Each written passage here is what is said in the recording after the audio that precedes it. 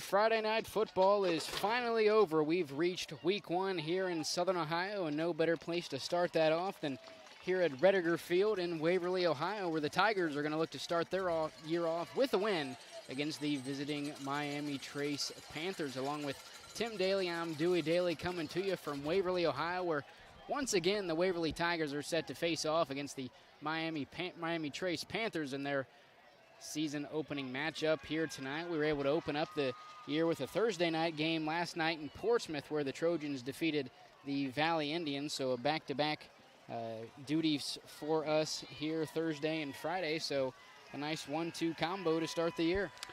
Yeah, and again, just like last night, the weather was tonight not a cloud in the sky, and we're talking kickoff somewhere right around 71, 72 degrees, and the forecast says it might even dip to like the high 50s before it's over with. But I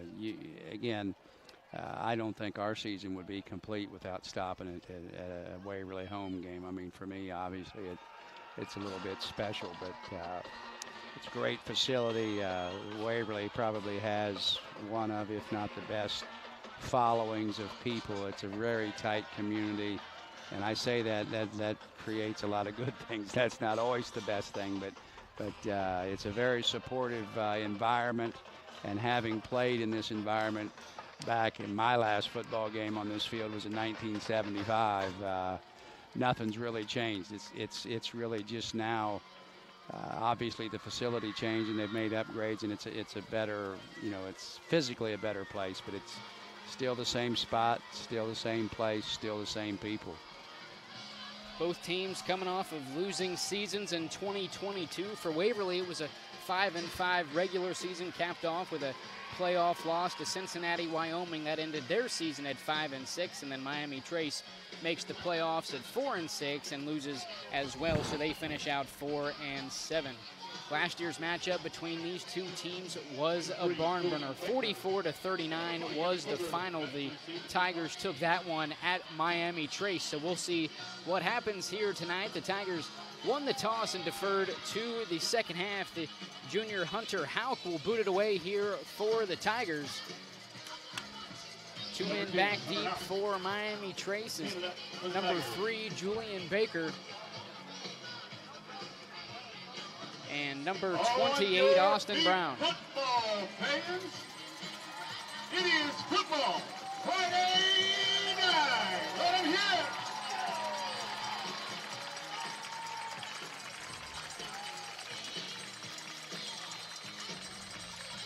Out gives the signal. Both sides, gunners are ready. And we are underway from Rediger Field.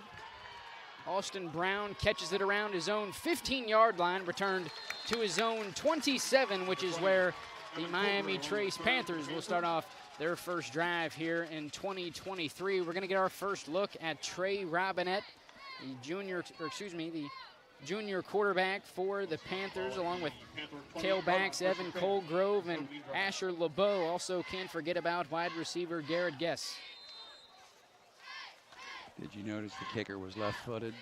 Yeah, definitely left-footed.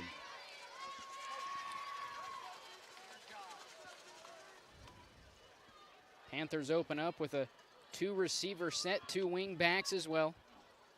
Robinette, a pitch to his right. That's LeBeau to the right side, tackled right at the line of scrimmage. No gain on the play.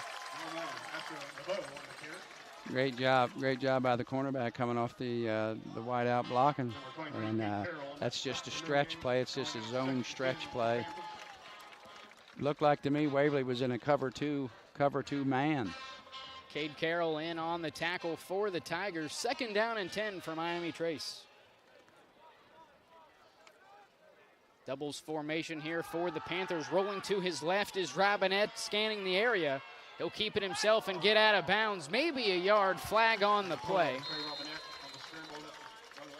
We're going to get a penalty against Miami Trace for hitting a defenseless player.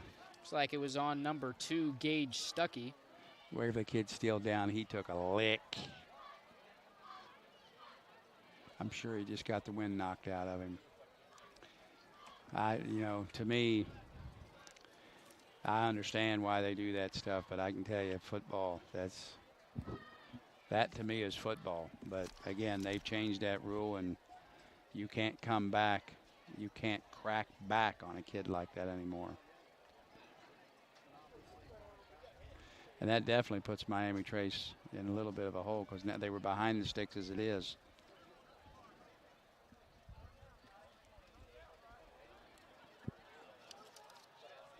I'm trying to get that number. Is that 28? It is. Yeah, I'm sure he just got the wind knocked out of him. Number 28, Michael Delgado. Penalty is declined as only a yard was gained on the play from Robinette. That'll set up a 3rd down and 9 for Miami Trace.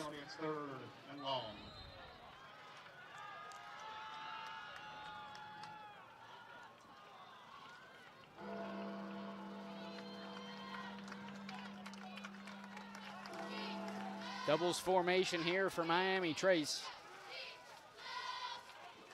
Pistol formation with Robinette and LeBeau. Swing pass to LeBeau, can't bring it in, 4th down.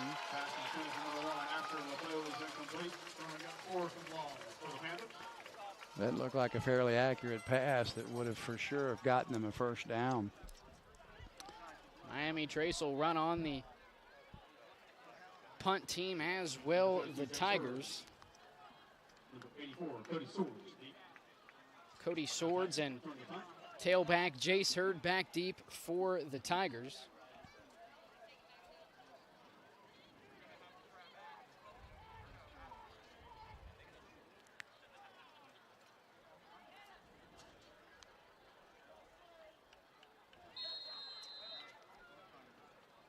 We will have a timeout for Miami Trace.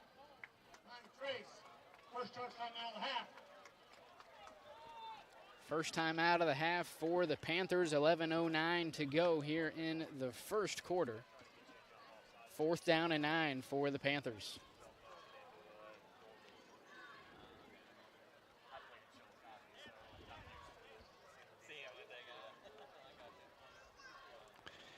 I couldn't quite, if Miami Trace had a problem, I couldn't tell what it was. They had 11 guys on the field, I know that.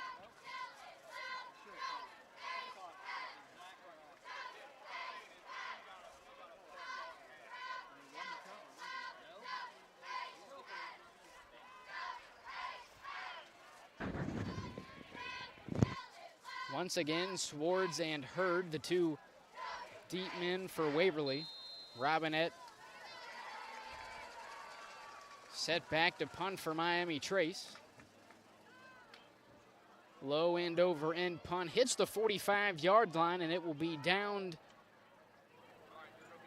right at the 33-yard line by number 8, Connor Napier, and that is where we'll get our first look at this Waverly Tiger offense here in 2023. First touching, number 8, the kicking team. First down, Waverly.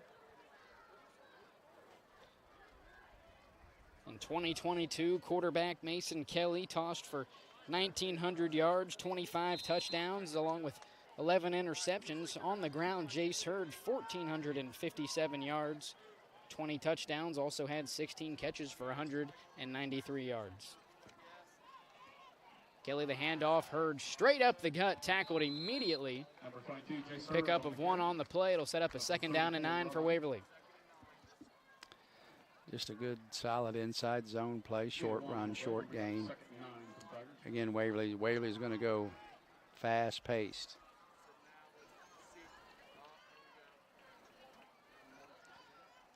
No adjustment. Kelly back to pass over the middle. He's got Swords across the 40-yard line, close to a 1st down for Waverly. Looked like about 3rd and 1. Pass complete to number 84, Cody Swords. Up to the 43-yard line. That's enough for a Tiger 1st down. Wow. New set of downs for the Tigers. Handoff here to Hurd. Tackled behind the line of scrimmage and taken down for a loss. 2nd down and 12.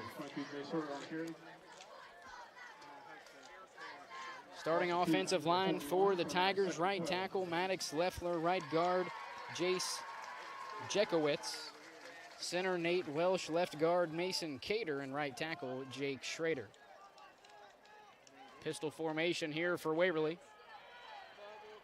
Screen pass to Hurd, can't come up with it.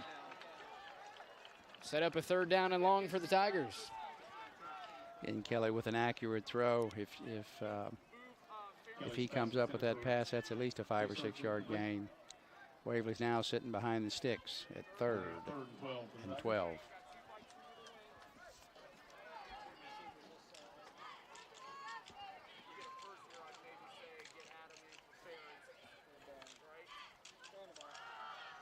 Kelly back to pass, looking to his left. He's got the tight end Sparks. Good enough for a 1st down and more. The Tigers are in Panther territory. Pass is complete to number 3, Nathan Sparks. Good grass out, accurate throw. A little bit of yak and a 1st down.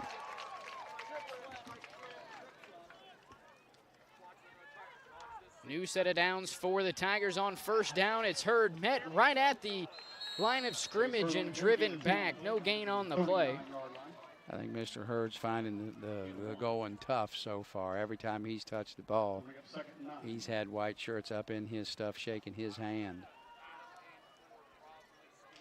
2nd down and 9 for the Tigers on the Miami Trace 39-yard line. 3 receiver set, 2 to his right. Kelly rolling to his right, fires to Sparks down the field, incomplete. I think that was Mason Pollard. Looked like a little bit of miscommunication. I think Kelly thought he was going deep, and he had broke that route off. But again, he missed him in a place where you could miss him. Some of the best throws aren't caught by anybody. 3rd down and 9 for the Tigers. Same formation. Kelly over the middle. This time he's looking for Pollard once again. Incomplete. That'll set up 4th down and 9 on the Miami Trace 39-yard line. Again, an open receiver, a smaller window, but an open receiver that the ball was overthrown.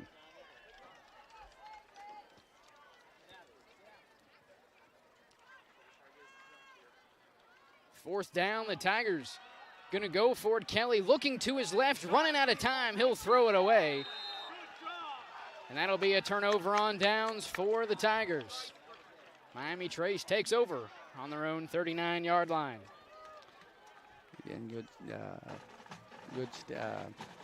pretty good defense there by Miami Trace. Gave up a couple completions, gave up a big 3rd down completion, but, stopped them here on their own 40. So on the turnover, Miami Trace gained about 10 yards of field position.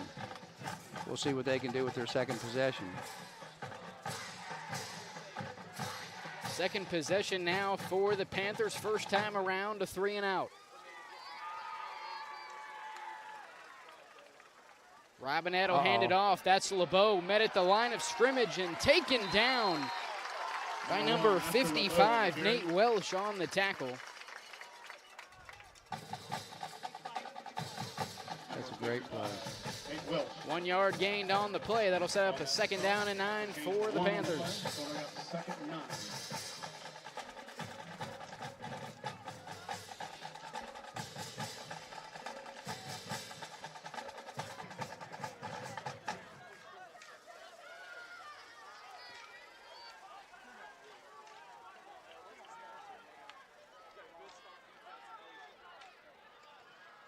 Robinette will hand it off. LeBeau once again tackled at the 46-yard line. Will bring up a 3rd down and 3 for Miami Trace.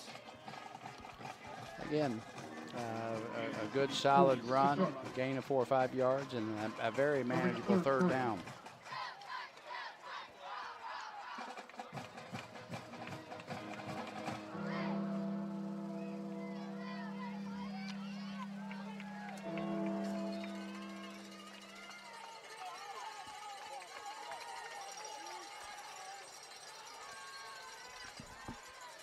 3rd down and 3, handoff. LeBeau tackled at the line of scrimmage. That's number 2, Dylan Leaf. Number 2, Dylan Leaf on the stop.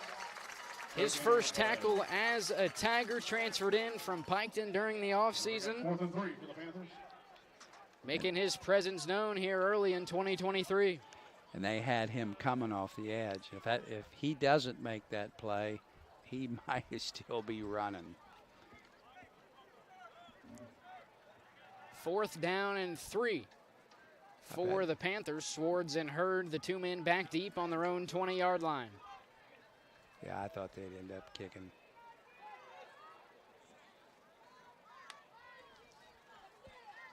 Robinette boots it away.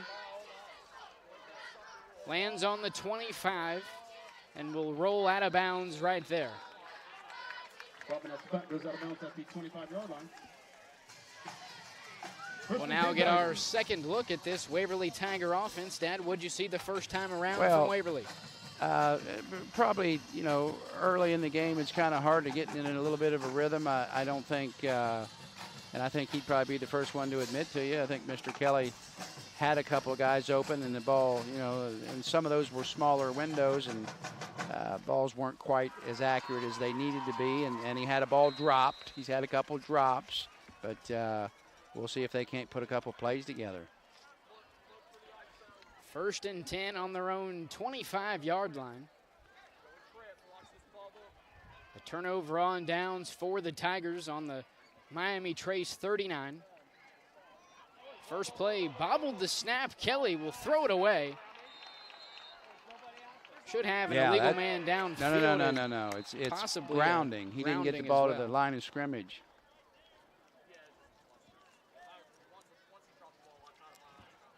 Yeah, you got to throw it past the stick. The funny thing about it is there was a receiver there, but just there's no way Kelly had enough time to pick that up, set his feet, and make any kind of accurate throw. But his problem was he was still in the pocket. And again, that's not the direction you want to be going. Intentional grounding on the quarterback, Kelly. That'll set up a 2nd down and 25 for the Tigers, as it's a 15-yard penalty as well as a loss of down. Yeah, that's tough. I mean, that's tough to start out a drive that way.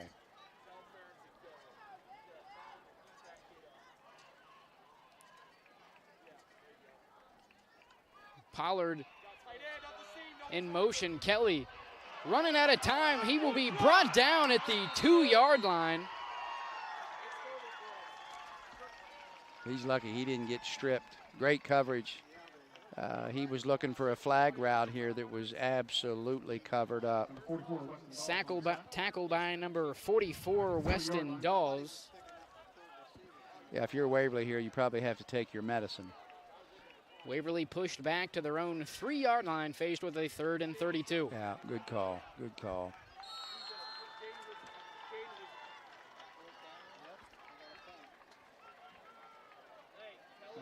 Pete Smith on the carry, off the 6-yard line. We'll bring up 4th and 29 for the Tigers.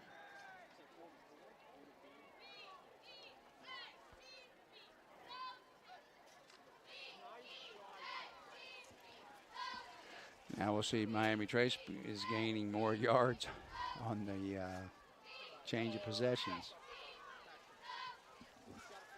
Pretty good kick.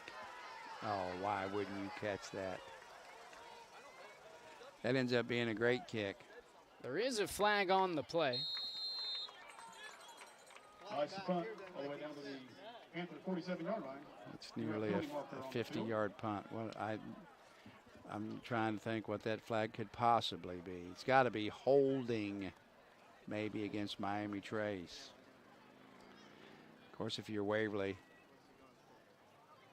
and that's a post. What did he patted his chest.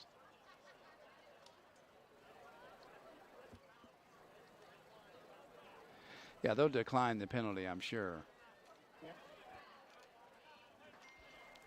But again, Miami Trace picks up about another 10 yards on the change of possession. Well, if you came here wanting great offense, that hasn't happened yet. But, you know, again, give the Substitution infraction. Offense. Return team. 5-yard penalty.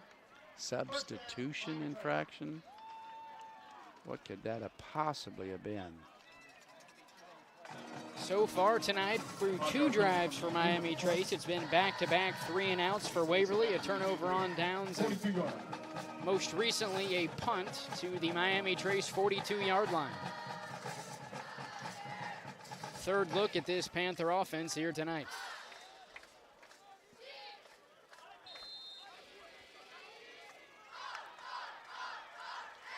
Robinette hands it off. It's number 3, Julian Baker, on the carry. And I believe that's the first time that Miami Traces went to a 2-back look. So you may see a little more ground and pound here. And again, that's good strategy. You get a little, get the run game going a little bit, 3 and 4 yards a clip, and it certainly makes it easier to throw. 3 yards gained on the play from Baker. Same formation. Sets up a 2nd down and 7 for Miami Trace. Pulled the guard. This time handed off to the fullback. That's number 44, Weston Dawes. Nearly has a Miami Trace first down. Just across the 50-yard line. A little bit, kind of a long one.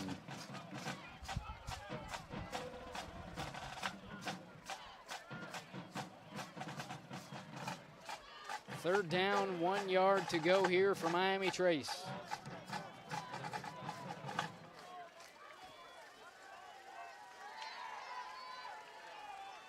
Hand off to Baker once again. He's got the first down. Ball comes out after the whistle. Number 3, Julian Baker on the carry. Down to the Quite a bit after the whistle. 46-yard line. First down for the Panthers. Again, if you look at the way Waverly's defending that formation, to me, the left behind there, tell me that you don't think they can run behind the tight end. First down run for the freshman, Julian Baker. New set of downs here for Miami Trace. Now they're back to the 1-back and the double slots. Motion to trips. Baker once again across the 45, a flag before the play. Be a false start on the Panthers. That'll push them back 5. 6. The offense. 5-yard penalty. Still first down. New personnel coming in for the Panthers. Looks more like they're passing people. Back to the Panther 49-yard line. Going up first and 15. Gage Stuckey and Asher LeBeau back into the game for the Panthers. Subbed in for Julian Baker and Weston Dawes. 4:02 to go here in the opening quarter. Robinette back to pass over the middle, looking for Guests off the hands and incomplete. Pass is intended for number 8, Connor Napier. It's incomplete. Going to bring up 2nd and 15. Again, he had space and a reasonably accurate throw. I'm not too sure if he catches it. It's a really good catch, but I do think the ball was catchable. Intended target was Connor Napier. Pass was incomplete. 2nd down and 15, Miami Trace. Robinette back to pass once again. He's got LeBeau out of the backfield, who makes his way back to the original line of scrimmage. That'll set up a 3rd down and 10. Number 6, Carson Peters on the stop. That's down to the Tiger 45-yard line. Going 3rd and 9. Again, I'm not quite sure, what their coaching staff thinks, but a gain of 6 or 7 yards and get this into a manageable 4th and 1 or 2, they might consider going for it on 4th down. Trips to the top. LeBeau, the lone back in the backfield. Robinette over the middle. He's got Guest. That's a first down. All the way to the Waverly 30-yard line. New set of downs for Miami Trace. Again, that's kind of the modern version of the old pop pass. Instead of the tight end now, it's the slot. Instead of the fullback, it's the back. Guest with over 600 yards in 2022, 12 touchdowns as well. Well, and that kid's not only is he tall, he's long. That's a nice-looking kid. Robinette not ready for the snap. A flag is on the play. Robinette will fall on top of it on his own the 50-yard line. This cute at the 50-yard line. I'm going to guess Miami Trace wasn't set. They just picked up the flag. Warning, Miami Trace, first of the game. Have a sideline warning on the Panthers. Nonetheless, a 2nd down and 30 for Miami Trace. 50-yard line.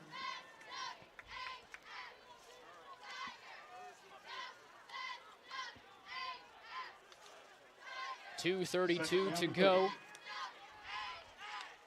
here in the first quarter. Robinette fakes the handoff to LeBeau, looking for Napier down the right hash. It'll be incomplete. Looked like we had some tangled up legs on the route. Definitely could have called interference. I do believe it was incidental, but regardless, I mean, if you're a Miami Trace fan or a Miami Trace player, you know, you trip over a Waverly player trying to catch a ball that's been thrown, whether it's intentional or not. I believe that was interference, but again, I don't think the contact was intentional.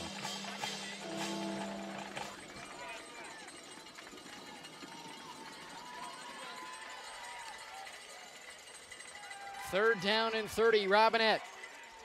Airing it out down the right hash, looking for Napier. It's swatted away by Cody Swords. Back-to-back targets for Connor Napier, both incomplete. 4th down and 30 for Miami Trace.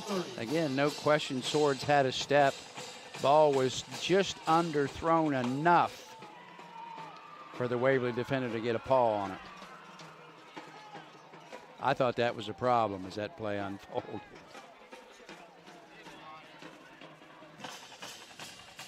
Waverly looking to pick up a few yards on the change of possession here. Swords and Hurd back deep. Robinette set to boot it away. This one takes a Tiger bounce across the 25-yard line before being downed by the Panthers at the 26. That punt is down at the Tiger 26-yard line. First and 10 Tigers. So Waverly picks up 22, 23 yards on the change of possession. Now, if Waverly can, you know, get something started and put a couple first downs together. They haven't, well, their first possession, they did make a first down on a 3rd down, a 3rd and long, too. But what Waverly's been unable to do is establish any kind of running game at all. Two possessions for Waverly so far, a turnover on downs, and most recently a punt, their 3rd time out tonight. Handoff to Hurd on 1st down, met at the line of scrimmage, no gain on the play. It'll set up a 2nd down and 10. Yeah, they're not getting a whole lot of movement up there, and then Hurd's finding very little daylight. That's a tough kid. I mean, that's a tough, strong, fast kid, but there's just not much space there.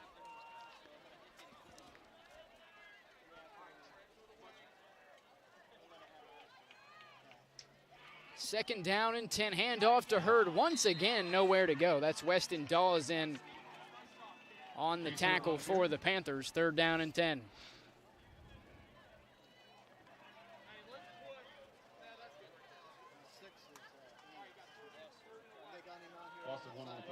Yeah, what you don't want to get yourself in is situations where they know you're what, you know, we know Waverly's throwing here. There's no question they're throwing.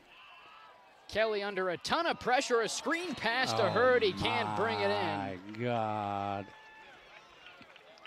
That was about 25 yards without contact. What a great call.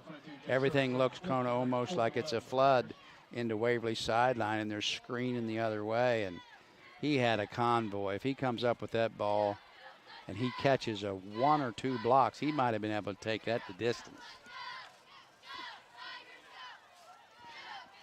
Again, Kelly not being helped by some of his teammates. Swords on to boot it away.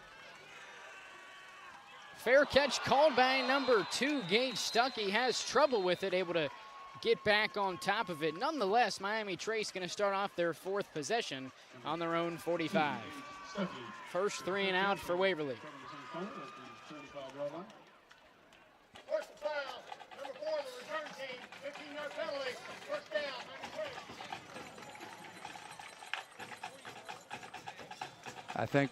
I think what he did was block below the waist.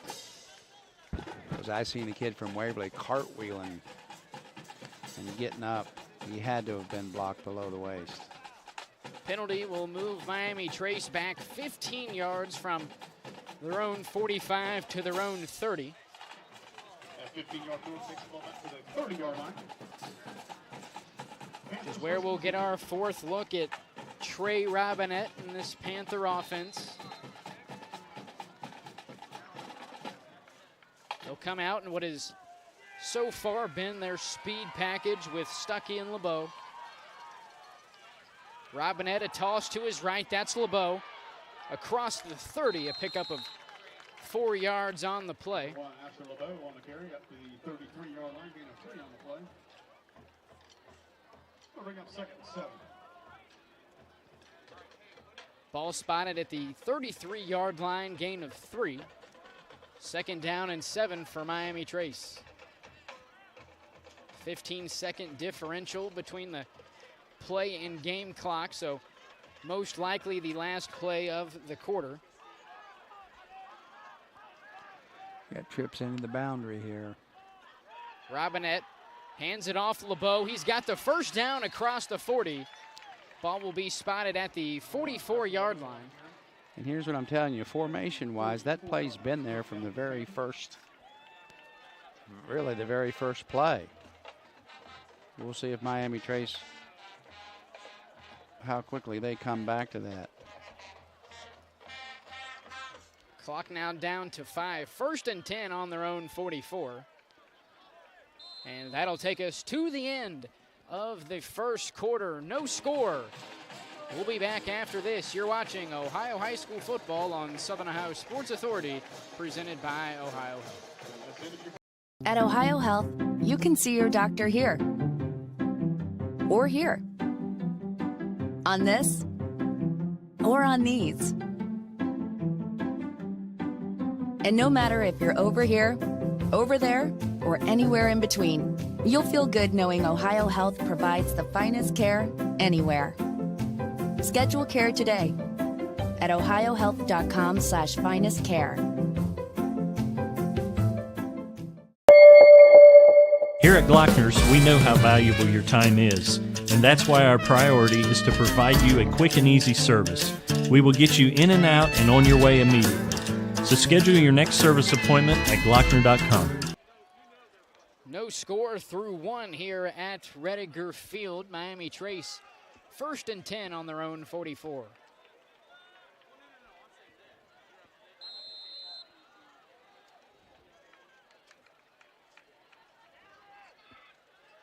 Handoff to LeBeau, 1 yard on the carry. That'll set up 2nd down and 9 for Miami Trace. Again, just a straight zone play.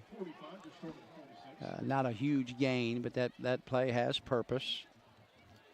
Obviously, they've got trips to the field, and obviously, if they decide to throw or play action pass, chances are better than not that they're coming that way. Now they're in a balanced 2-by-2.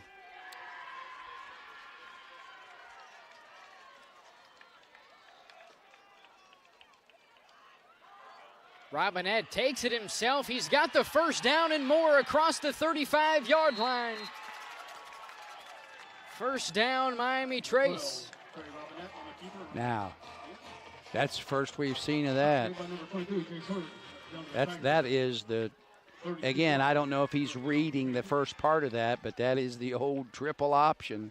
We'll see if they come back. Certainly Waverly was fooled because everybody went for the fullback. And I can tell you, if he pitched it, he might have gained more yards. Offensive line for Miami Trace, left tackle Adam Guthrie, left guard Cameron Morton, center Nicholas Ferens, right guard Connor Harrison, and right tackle Brady Sheets. First down and 10 on the Waverly 32. They weren't set. Robinette pulls it out, looking downfield for Napier. Pass is incomplete up the right hash.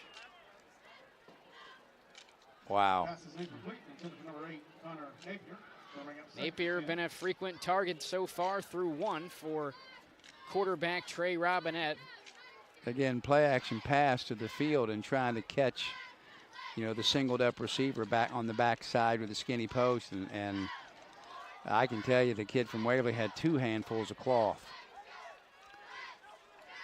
2nd down and 10 for the Panthers. Handoff straight ahead to LeBeau. Pickup of 5 yards on the play. That'll set up 3rd down and 5 for the Panthers. And that play is successful because of the option they ran before. They just motioned back into the pistol, and they ran the triple option look. I'm going to tell you, I don't think he's reading that. I think he was told to give at that time and was told to belly him the other time. But that definitely was an option look. 3rd down and 5 for the Panthers on the Tiger 27. This is kind of a big play for Miami Trace to kind of keep this drive going. Robinette fakes the handoff. Rolling out of the pocket to his right. Downfield, he's got a receiver. It's Asher LeBeau. Pass is incomplete. I don't believe that was a very well-run play. Look at the guy spotted the ball in the wrong spot. Set up a 4th down and 5 here for Miami Trace.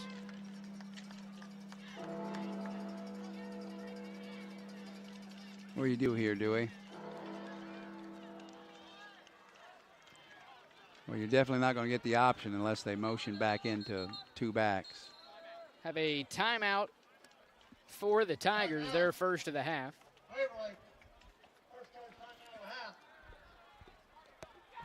So far tonight, it's been for Miami Trace a 3-and-out, a 3-and-out, a punt, and now this drive here for Waverly. A turnover on downs followed by a punt, and most recently a 3-and-out. Well, I mean, if you're at the game or watching the broadcast, I mean, Waverly moved the ball on their first possession, and now Miami Trace has moved this, and this is what, their 4th possession? 4th or 5th possession. Nobody has really established or found something of any kind of offensive success. So, I mean, you know, this might be, you know, a huge momentum swing here if Miami Trace can hang on to the ball here and maybe get some points out of this. But, again, an opportunity for Waverly to stop them. 4th down and 5 on the Tiger 27. Robinette to his left. Throwing downfield, he's got the tight end, Garrett Guess. And he got it by about a yard. 1st down, Panthers. 2nd time we've seen Robinette hook up with tight end Garrett Guest. Both times it's resulted in a Panther 1st down. Well, and that's a tough throw. That's for absolutely his most accurate throw, and moving to his left. That was a very small window there.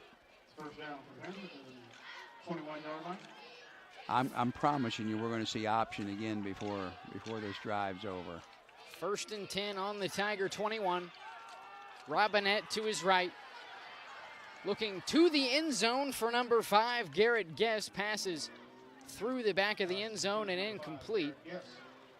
Yeah, not a great throw, not a great read. To me, Waverly's just inviting him to pull that ball down and maybe gain 5 or 6 yards. But Waverly had that play, had that route sniffed out. But again, a good miss because it was long. So again, I tell you again, some of the best passes are incomplete.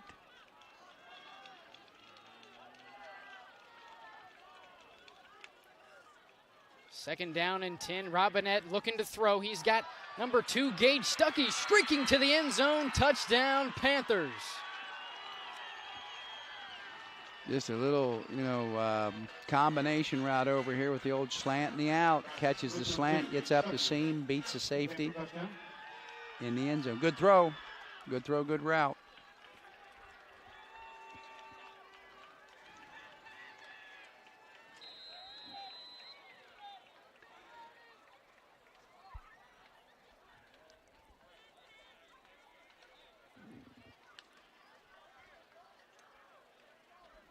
Junior Ian Mavis on for the point after.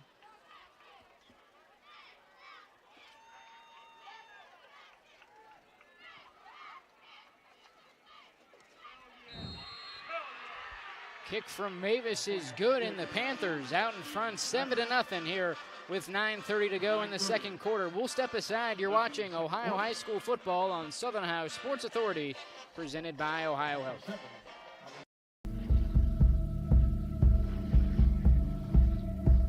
Michelle and her dad. Decades of dares. 1 month of learning to jump. First day doing it solo. And 2 years since starting cancer treatment at Ohio Health.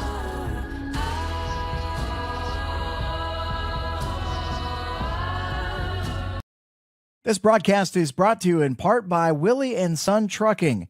Willie & Son Trucking has been a proud supporter of local student-athletes, coaches, and athletic programs throughout its history. Be sure to look out for the Shack Athlete of the Week, presented by Willie & Son Trucking, each week at SOSAOhio.com. A successful Miami Trace drive capped off by a 21-yard receiving touchdown by Gage Stuckey, as the Miami Trace Panthers out to a 7-0 lead here in the second quarter. Mavis on to boot it away for the Panthers. Back deep for the Tigers, Jace Hurd and Creed Smith.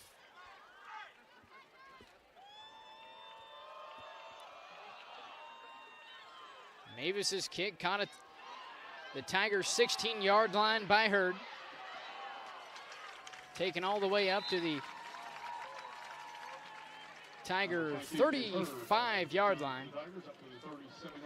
Well, it's time for Waverly to put some things together. They basically have sleepwalked through their first 3 or 4 possessions in a little bit more than a quarter. Haven't, and it's not like they haven't attempted to. They haven't been able to establish any kind of run game at all, which is obviously making it a little bit more difficult for them to throw. But it's put them in some, it's put them behind the sticks a couple of times and put them in long situations before that.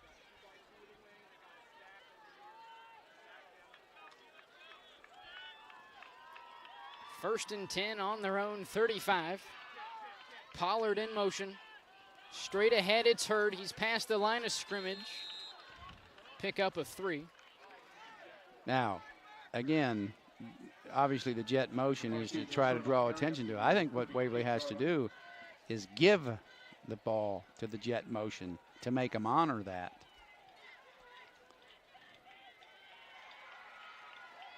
Second down and 7. Kelly to his right, looking for Cody Swords right at the 45-yard line. Pass is incomplete. Again, just a little bit high. Again, kid got, a pretty good hand on it.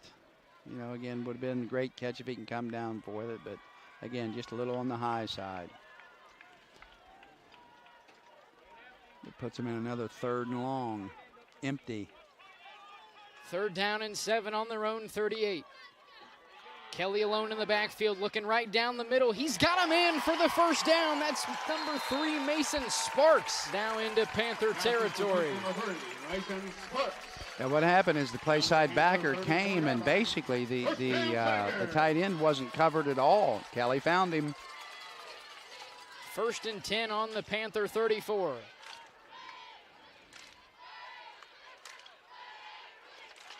Jace Hurd There's right nothing. up the middle, swallowed up, no gain on the play. Tackle made by number 58, Nicholas Ferens.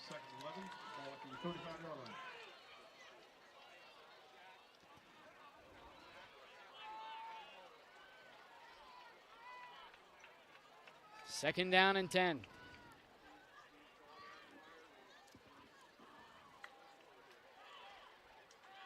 Kelly back to pass, looking downfield. He's got Swords. Touchdown, Tigers.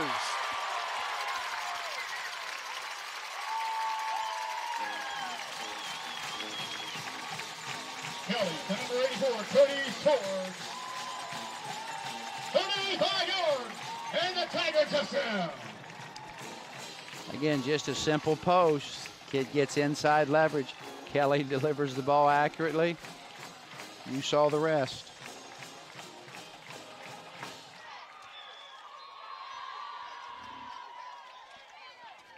Yeah, the old left-footed kicker. Hunter Houck on for the point after. The snap is muffed. He'll toss it to a receiver who is tackled at the 5-yard line. So the point after is no good. Miami Trace still hanging out in front, 7-6 with 8:14 to go in the half. We'll step aside. You're watching Ohio High School football on Southern Ohio Sports Authority, presented by Ohio Health.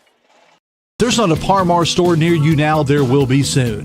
That's the slogan, and that's what we believe at Par-Mar stores. From groceries to gas and all the other stuff you need, Par-Mar has it. Download the Par-Mar app for even more savings, and don't forget the Par-Mar rewards card too. We also believe in being a big part of your community, so look for us at the ball game or wherever you are.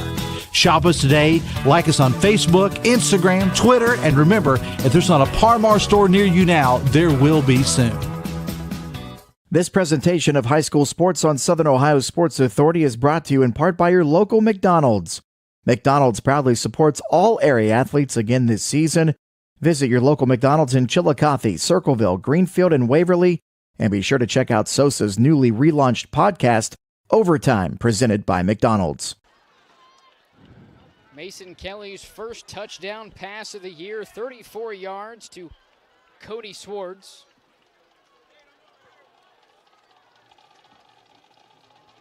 Muff snap on the PAT allows Miami Trace to hang on to this 7-6 lead with 8:14 to go in the half. Houck on to boot it away for the Tigers. Caught at their own 13-yard line, returned past the 35 and down to the 39-yard line. Evan Colgrove on the return for Miami Trace.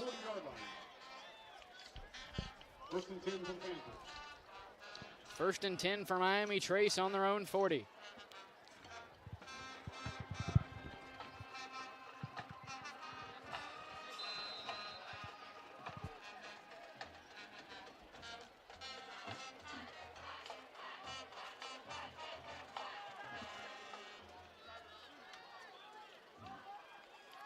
Fifth possession now for the Panthers. Have a false start on the far sideline. They're going to get Connor Napier. Good ball. False start. Entire offensive line. Offense. 5-yard penalty. May first down. That's going to bring out first and 15. False start at the 35-yard line. False start on the entire offensive line, as was called. He wanted to make sure everybody got equal representation. Everybody got a yard. Sets up a first down and 15 for Miami Trace. Robinette takes it himself. Back to the original line of scrimmage, actually a gain of 4. Now, who'd that look like? What'd that play look like? That's a J.T. Barrett play. That's an Urban Meyer play. And I'm telling you, that's you know, I mean, that's a tough play to defend because he is reading that. For sure. That's a Curtis Samuel J.T. Barrett play. Second down and 9 on their own 41.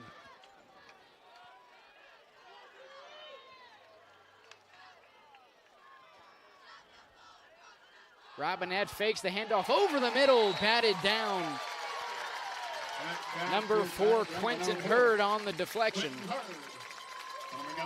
Sets up a third down and 9 for the Panthers. I can tell you this, if that ball hadn't gotten batted down, the wideout was open. I don't know if that was an accurate throw, can't tell because it didn't really go very far, but the receiver had a step and he was in the slot.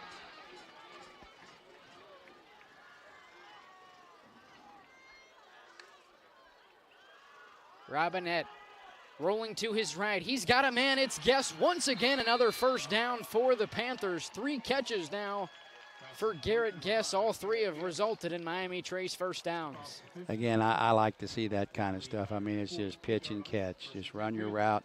A little too much cushion from the Waverly player.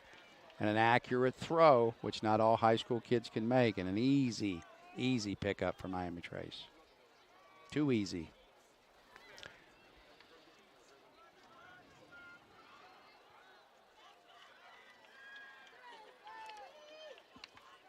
First and 10 on the Tiger 48, handoff right up the middle. It's LeBeau. He's got the first down and more past the 30-yard line and even deeper into Tiger territory. Again, the success of the other plays has created that type of space, and now you're seeing, a machine starting to be able to put a couple of plays together and whatever. I mean, if you're Waverly right now, I'm not sure what you think they're going to try to hit you with now. Trips.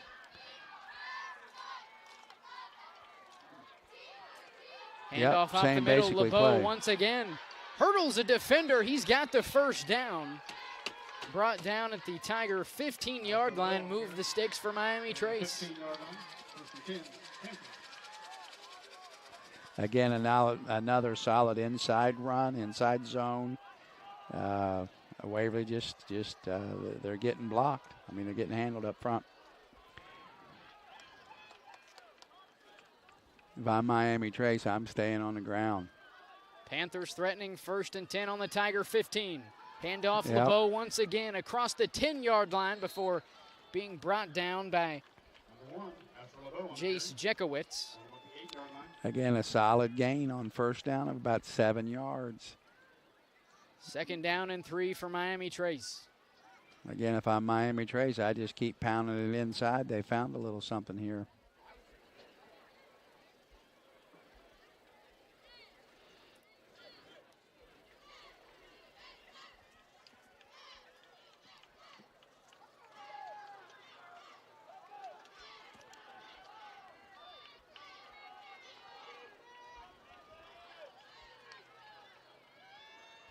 Robinette fakes the handoff. LeBeau over the top. Garrett Guest, touchdown, Miami Trace.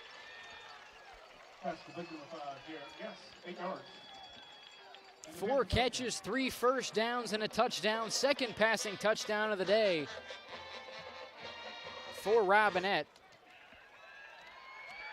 Again, old school people would call that a pop pass, but that's today's version of a pop pass. But again, that kid's a big target, especially down here where you get more man coverage. I mean, he's not just tall. Again, I've said it before, he's long, and obviously he catches the ball well enough. Mavis on for the point after. He missed it. And it is no good. Yeah. His So timing. that opens the door a little bit now for the Tigers. It makes him even. Yeah, his timing wasn't very good either. But again, first game, I mean, I know they've had a couple scrimmage and they've been in camp for, the better part of 3.5 weeks.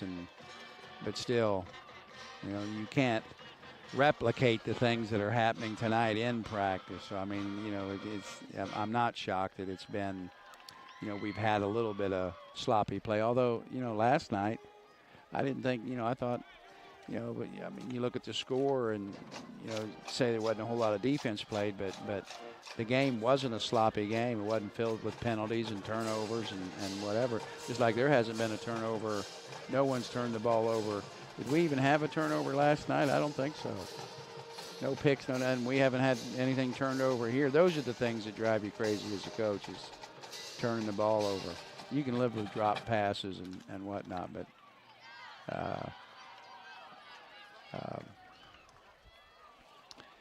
the turnovers, you can't have them. After the missed point after, Ian Mavis on to boot it away for the Panthers. Creed Warren and Jace Hurd back deep for Waverly.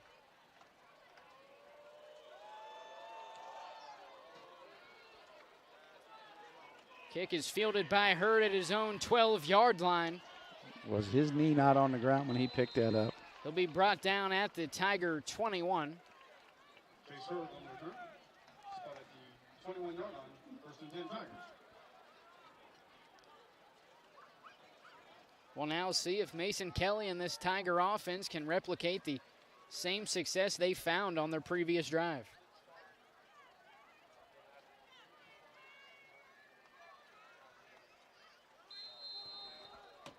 I think it's about 12 or 13.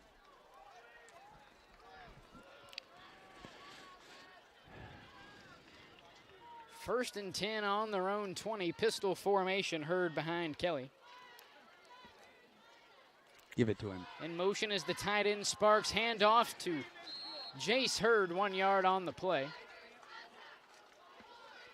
Ball Again, will be spotted at the 23. Silly as this sounds, that's probably their most successful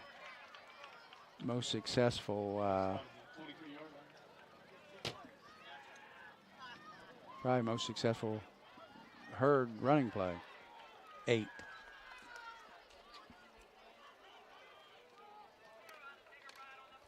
Second down and 8. Kelly to his left. He's got a receiver. That's number 7, Lane Bear, who breaks a couple would-be tacklers. He has the first down. First catch of the day for Lane Bear.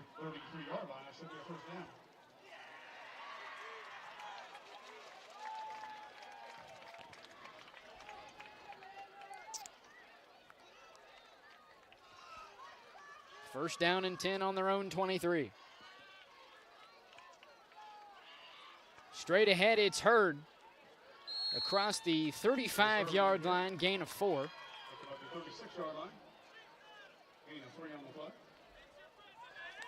Again, Waverly's most successful running play. And there was a little bit of space there, but, you know, Hurd's not the biggest guy in the world. He does run hard, though.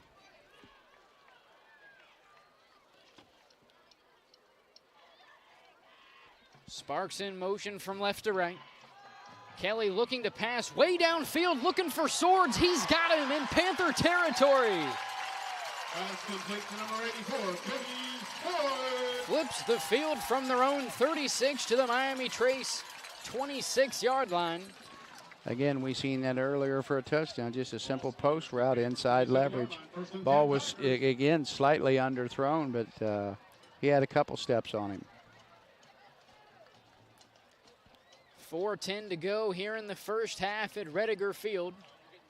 Week 1 matchup, FAC on SOC 2, non-league matchup between the Miami Trace Panthers and the Waverly Tigers. First and 10 on the Panther 26. Give it to him.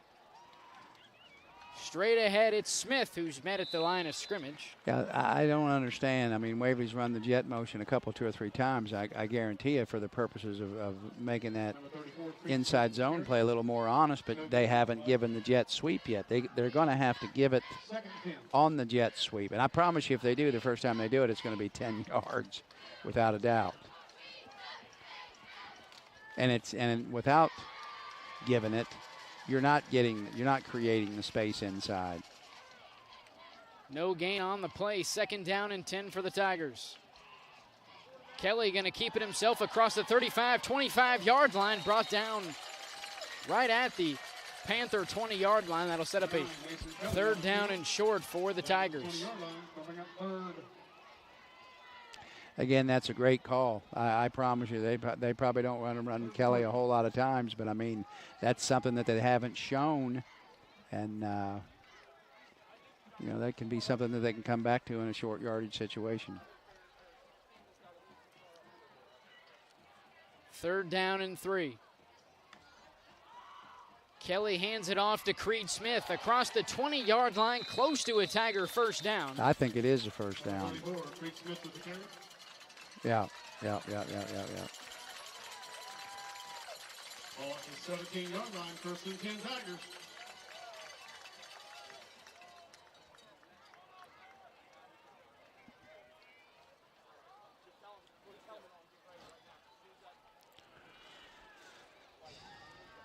First and 10 on the Panther 27, 2:30 to play here in the first half. Tight end. No one's got the tight end. No one has the tight end. Snap is rolled back to Kelly. He's under a ton of pressure, grounding. tackled as he's throwing. You can't do that. And as of now, we will have the second intentional grounding penalty on junior Mason Kelly. Here's the grounding. Number 9, the offense. Under penalty. Loss it down. Loss it down. look, Coxie was going to mark that off the wrong direction. Now they didn't enforce the penalty. Yeah, 1, 2, 3, 4. Now they're good. Oh, you. That's it. Oh, my God. Well, they just gave him an 8-yard penalty. First down and 41, or excuse me, second down and 41. Line to gain is all the way at the Panther 8-yard line. But again, you know, that sounds like it is a bad situation, but I'm saying if they can protect Kelly long enough to get Swords deep, he's been killing them in the secondary. I mean, there's no reason not to take shots. You're going to get 2 shots. Second time tonight, Waverly has been backed up. Got with 30 or more yards single to coverage gain. over here. Fakes the handoff to Smith. Kelly rolling to his left, looking downfield for Pollard. Passes off the hands and incomplete. Third down and 41. Yeah, to me, when you get in that situation, you got a field and a boundary situation here. What you do, you put your single up here and put your trips to the field. But your best chance of getting a completion here, to me, is in the end of the boundary, and not rolling him out to his left. Now here's what I'm saying, Dewey. See the slot, the half safety's got the wing. So basically single coverage right here with the corner and the number 1. Smith in motion to his left. Screen pass to Swords is incomplete. So not an accurate throw. Following the intentional grounding, it's back-to-back incompletions for Mason Kelly. That forces a 4th and 41 for the Tigers. They'll bring out the punting team. Again, they were going to make some nice yards on that play. If that had been an accurate throw, I think Swords probably ends up gaining 10, 15, maybe even 20 yards. But prior to the intentional grounding, it was 1st and 10 on the Panther 18-yard line. Yeah. Swords on to boot it away. End over end kick. Fair catch called by Stuckey, who makes a sliding grab at his own 20.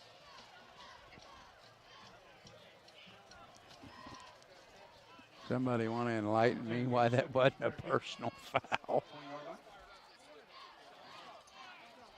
If you're just now joining us, a 13-6 Miami Trace lead here with 2:02 left in the second quarter. Miami Trace started off the scoring on their 4th drive of the night, a 21-yard passing touchdown from Trey Robinette to Gage Stuckey. Possession later, the Tigers answered back with a 34-yard touchdown from Mason Kelly to Cody Swords.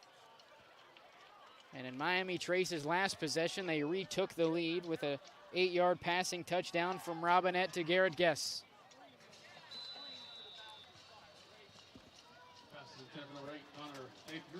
Pass intended for number 8, Connor Napier. Pass is incomplete. 2nd down and 10 on their own 20 for Miami Trace. Again, I think if you're Miami Trace here, I think you have to be not careful, but kind of guarded. The last thing you want to do is turn the ball over deep here with inside of 2 minutes. Robinette rolls to his right, dumps it off to Guess. One-handed snag and out of bounds. Guess's 5th catch of the night. 6 yards gained on the play. 3rd down and 4 for the Panthers. Well, and the nice thing about it is he got out of bounds. But that only makes a difference if they move the sticks on this down. And, of course, the clock will stop. I'm interested to see if Miami Trace goes on the line here if they pick up a 1st down. 3rd down and 4, handoff straight ahead to LeBeau. He's got the 1st down. Okay, clock stops, and they're on the line. 1:48 to go. Well, we didn't see that last night, did we? 2 timeouts remaining for both teams. In the pistol, Robinette to his right. Airs it out, looking for Napier. Pass is incomplete. Pass is incomplete. For number 8, Connor Napier. We'll bring up 2nd and 10.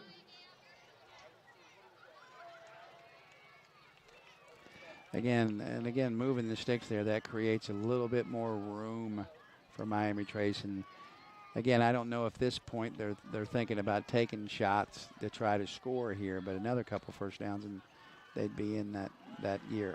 Robinette rolls to his left, looking downfield under pressure. He threw it away. Looking for Gage Stuckey down the left sideline. Pass is incomplete. 3rd down and 10. Jace Hurd brought the pressure there for the Tigers, forced the Robinette throw. 3rd down and 10 from their own 32.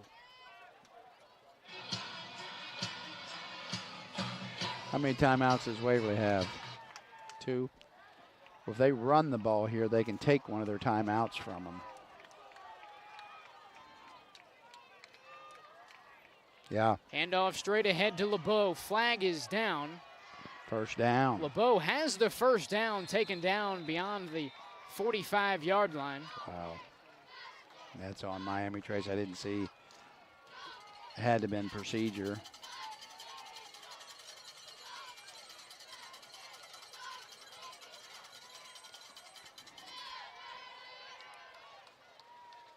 That's a costly penalty. Costly.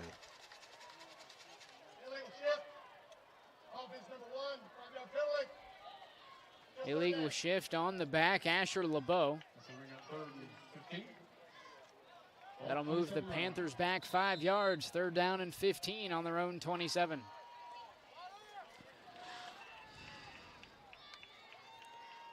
Robinette looks to throw. Airing it out down the far sideline, looking for Napier. Incomplete. Pass is incomplete, going up 4th and 15. And again, not the possession probably Miami Trace was looking for, and here's an opportunity for Waverly to get something rolling. Got 1:11, and in Waverly's, that's forever for Waverly. They can run 15 plays in 1:11. Swords and Hurd back deep for the Tigers. Robinette set up to punt it away.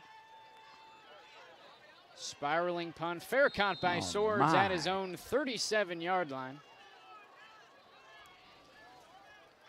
Which is where the Tigers will head out for their next possession.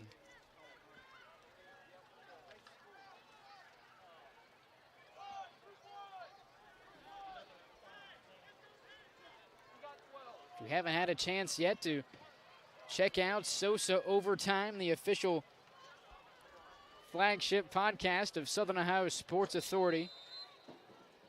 Most recent episode coming out this past Thursday. Where myself and John Bruce previewed 6 area matchups coming up yesterday as well as 5 today. Miami Trace and Waverly being one of those 6 matchups previewed as Kelly takes the first down snap under pressure, rolling to his right, looking downfield. He's got out of the bounds. tight end, Mason Sparks. Mason Sparks. Just across the 40-yard line. Pick up a 3 on the play. That'll set up a 2nd down and 7 right at the 40-yard line. That's Cox, too, isn't it? Oh. Kelly back to pass, looking down the near sideline for Swords. Coming back to the ball, can't come up with it. Flags are down.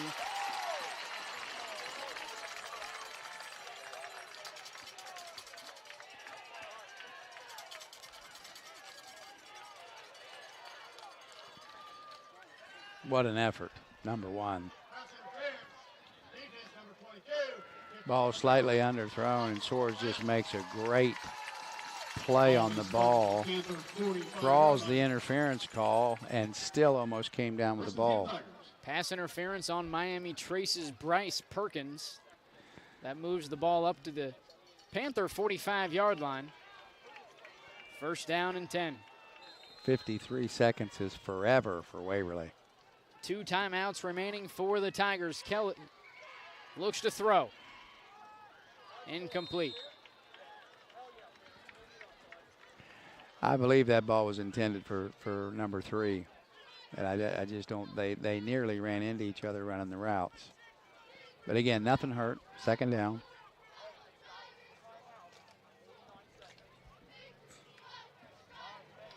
Now might be an opportunity to show that little screen again that they didn't get.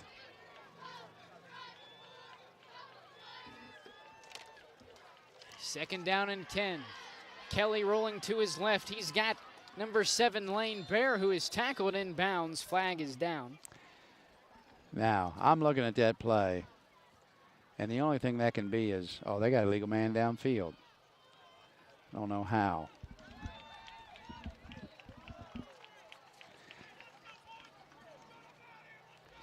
That hurts. But still 43 seconds.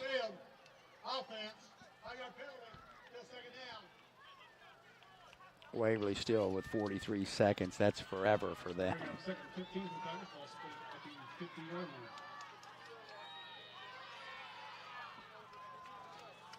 Second down and 15 right at midfield, set up on the left hash.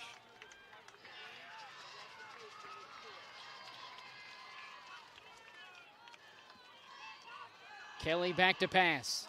Looking for Swords down the middle of the field. He's got him. Cody Swords all the way to the Panther 11-yard line. The third time we've seen Kelly hook up with Swords for chunk yardage.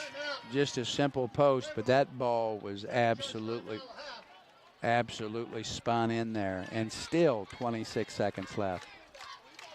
Timeout, Waverly, 1 remaining.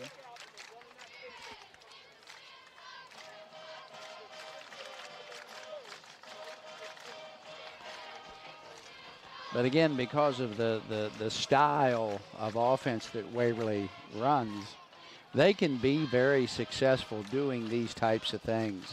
I think the things that's hurt them in the past, and it really doesn't lend itself offensively to what they're doing, but especially when they're not able to run efficiently or effectively, you know, as the field gets smaller like this, those types of things get constricted. Not being able to run the football, and I realize there's only 26 seconds left, and Waverly has 1 timeout left. Yeah, so I mean, they should be able to get at least a minimum of 3 plays and maybe even a set of downs out of this. And they're going empty, so they're not even going to hide the fact that they're going to try to play a little 7-on-7 here. And again, you got singled up over here on the end of the boundary. 1st and 10 on the Panther 11. Kelly looks to throw. He's got Swords. Tigers answer back. That's too easy. Great throw. Great route. I watched the whole thing. He just got inside leverage on him, and Kelly had the ball good and low, about waist high, and Swords made a nice catch. And a ball that was, that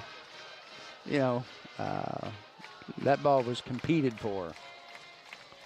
Second time Kelly is hooked up with Cody Swords tonight, this time from 11 yards out. Waverly's moving. How gone for the point after. This time it is good. Waverly ties it up at 13 with 22 seconds remaining in the first half. We'll step aside. You're watching Ohio High School football on Southern Ohio Sports Authority, presented by Ohio Health. At Ohio Health, you can see your doctor here or here, on this or on these. And no matter if you're over here, over there, or anywhere in between, you'll feel good knowing Ohio Health provides the finest care anywhere. Schedule care today at ohiohealth.com/finestcare. Here at Glockner's, we know how valuable your time is, and that's why our priority is to provide you a quick and easy service. We will get you in and out and on your way immediately. So schedule your next service appointment at Glockner.com.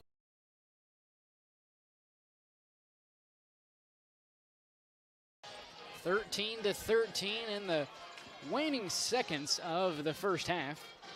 Following the 11-yard touchdown from quarterback Mason Kelly to Cody Swords. Hunter Houck on to boot it away.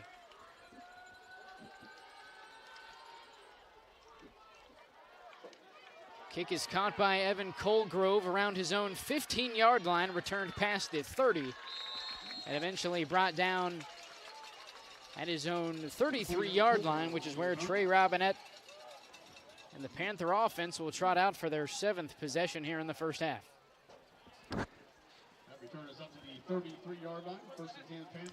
Again, if you're Waverly, being able to get that, get that possession and go score the way they did, and if I'm not mistaken, they do receive the second half kickoff. That ought to give them a little bit of boost. Still haven't been able to run the ball for anything. It's been all basically Kelly and Swartz. I don't expect to see anything fancy here out of Miami Trace. 2 timeouts remaining for the Panthers. Handoff to LeBeau. He's met immediately by Quentin Hurd. Number 2, Hurd on the stop. And that will take us to the break. At the half, it's all tied up at 13 apiece. We'll step aside and come back during halftime with stats for both teams and more. You're watching Ohio High School football on Southern Ohio Sports Authority, presented by Ohio Health.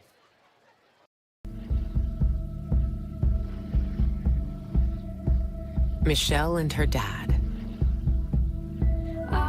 Decades of dares. 1 month of learning to jump. First day doing it solo. And 2 years since starting cancer treatment at Ohio Health.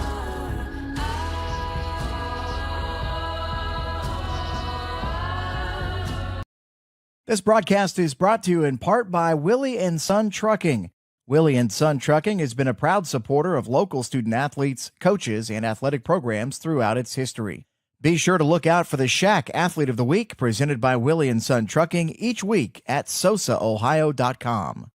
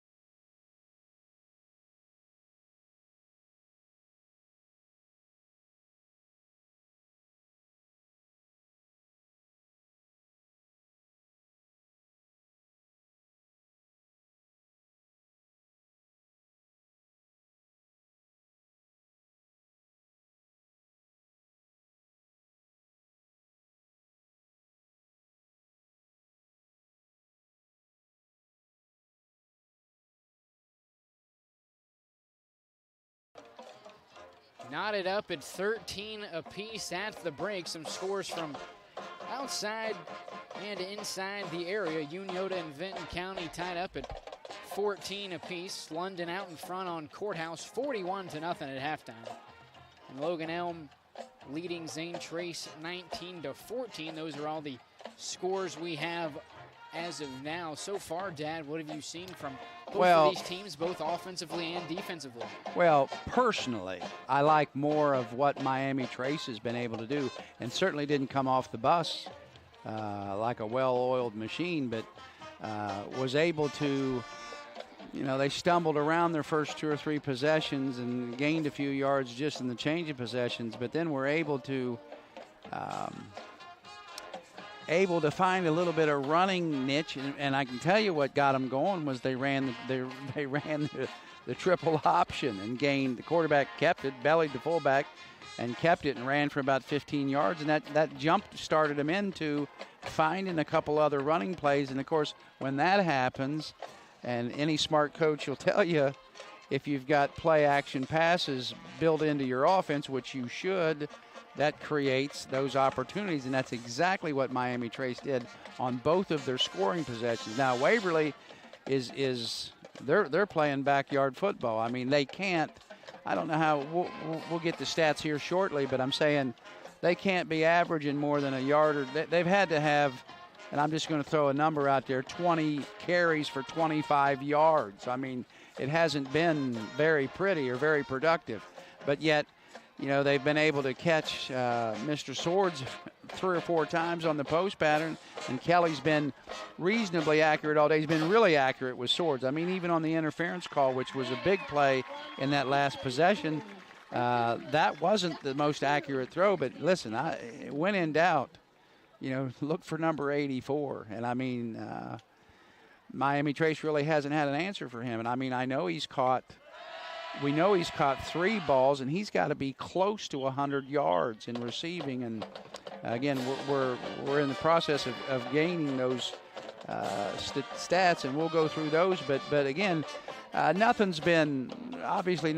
decided. I think if you're Waverly, you like what happened the last 2-3 minutes of the half. If you're Miami Trace, their last 2 possessions, they really didn't have much of an opportunity to do anything. Of course, the last play was a running play, and the possession before, when they didn't hold on to the ball and allowed Waverly to get back into the football game. But let me tell you something: if they don't do a better job, that's what Waverly can do to you. They run at breakneck speed, and they're fast, and they'll get on the line and they'll hurt you that way. But again, if you look at the style of play, I think Miami Trace has been able to do more of what they've wanted to do. And I think the Waverly coaching staff would tell you they made an outstanding attempt to try to establish the run, but they've made no inroads to any kind of respectable running attack at all. Now, that could change second half. I really do believe, but the funny thing about it is they added the jet sweep to the motion and the formation to try to create space inside for the inside zone, but they haven't given the ball on the jet sweep. And until they do that, and I'm promising you the first time they hand the ball off on the jet sweep, the kid's going to have 10, 12, 15 yards before contact because they haven't been made to honor it. They've shown it to them, but they haven't done it to them. Before we jump into the stats for tonight's game, a couple more scores from our area. East Clinton at the half leading Huntington 6-0. And then the big one that everybody's worried about, Ironton and Wheelersburg knotted up at 14 apiece as they head to the break. Take that to the break. As for stats, we'll start with Miami Trace, and on the ground, Asher LeBeau leads things with 13 carries for 72 yards. Trey Robinette, 4 carries for a total of 8 yards. I believe sacks are. Yeah, they are. Yeah, he had close to a 20-yard run. Yeah. And through the air, Trey Robinette, 7 of 19 for 73 yards and 2 touchdowns, along of 21. That, of course, being the 21-yard touchdown to Gage Stuckey. Then receiving for the Panthers, Garrett Guest, the big tight end, leads things with 5 catches for 46 yards and a touchdown. Gage Stuckey, 1 grab for 21 yards and a touchdown. And Asher LeBeau, 1 catch for 6 yards. Now over to the Tigers on the ground. It's been Creed Smith for 6 yards on 3 carries. Been a tough night for Jace Hurd so far. Only 6 yards on 9 carries. Mason Kelly has -1 on 2 carries. Once again, sacks are factored in to that statistics. Through the air, Mason Kelly, 9 completions on 20 attempts, 191 yards and 2 touchdowns. Yeah, the completion percentage for both quarterbacks is really god awful. It's awful. But Waverly, if they're able to complete, even closer to 50% of their passes, they're probably going to win the football game because they will test you, not just deep. That's obvious, but they've got stuff they'll hurt you with in the 15 to 20 yard area. And if you've got a defender out there that's not very adept at covering people, they will find you. I mean, I'm not here to down anybody, but the kid with Swords, it's been the same corner every time, and he's had a tough. And I can tell you why it's happening. I mean, he's allowing him to get inside leverage on him, and I mean, Kelly is a more than able quarterback that can throw a ball anywhere from probably 25 to 40 yards, fairly accurate. The last touchdown pass, the last pass wasn't a touchdown pass. That was his best throw. That was a dart. I mean, that was a dime. That was a small window. That ball didn't have any age on it. That was a laser. I mean, and he's got that type of ability. I mean, the kid threw for close to 2,000 yards last year as a sophomore. I mean, when you come play Waverly, that's what you're going to get. That's what you're going to get. One other halftime score that just trickled in, Payne Valley leading Blanchester 20-7. As of now, all of those scores, I'll go quickly over them once again at the break. Waverly and Miami Trace knotted up at 13 apiece. Uniota and Vinton County tied at 14. London leading 41-0 over Washington Courthouse. Logan Elm 19-14 leading Zane Trace at the break. East Clinton 6-0 over Huntington. Payne Valley 20-7 leaders over Blanchester, and Ironton and Berg all knotted up at 14 at the break. We'll step aside for a quick moment.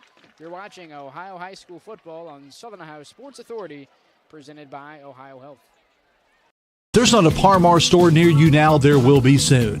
That's the slogan, and that's what we believe at Par-Mar stores. From groceries to gas and all the other stuff you need, Par-Mar has it. Download the Par-Mar app for even more savings, and don't forget the Par-Mar rewards card too. We also believe in being a big part of your community, so look for us at the ball game or wherever you are. Shop us today, like us on Facebook, Instagram, Twitter, and remember, if there's not a Par-Mar store near you now, there will be soon. This presentation of high school sports on Southern Ohio Sports Authority is brought to you in part by your local McDonald's. McDonald's proudly supports all area athletes again this season. Visit your local McDonald's in Chillicothe, Circleville, Greenfield, and Waverly, and be sure to check out SOSA's newly relaunched podcast, Overtime, presented by McDonald's. Welcome back to the halftime show here at Rediger Field as the Tigers and the Miami Trace Panthers are all tied up at 13. One final halftime score. Fairland 20-14 leaders over West at the break. We did miss the receiving statistics for the Tigers, so we'll quickly go over those once again. Mason Kelly 9 of 20 for 191 yards and 2 touchdowns. On the other end of those passes has been Cody Swords for 5 catches, 131 yards and 2 touchdowns. Mason Sparks, the Tiger tight end, with 3 catches for 50 yards, and Lane Bear 1 grab for 10 yards. I mean, the one thing about what Waverly does, and I mean, I know I try to simplify things, but I mean, you look at a kid like Swords. I mean, the kid's sitting here at a $135 and 5 catches, and it's halftime. I mean, that's a game. I mean, that's a game. And the thing about it is, you can stop Waverly on first down, you can stop Waverly on second down, and they'll gash you for 20 yards. They don't have to hit.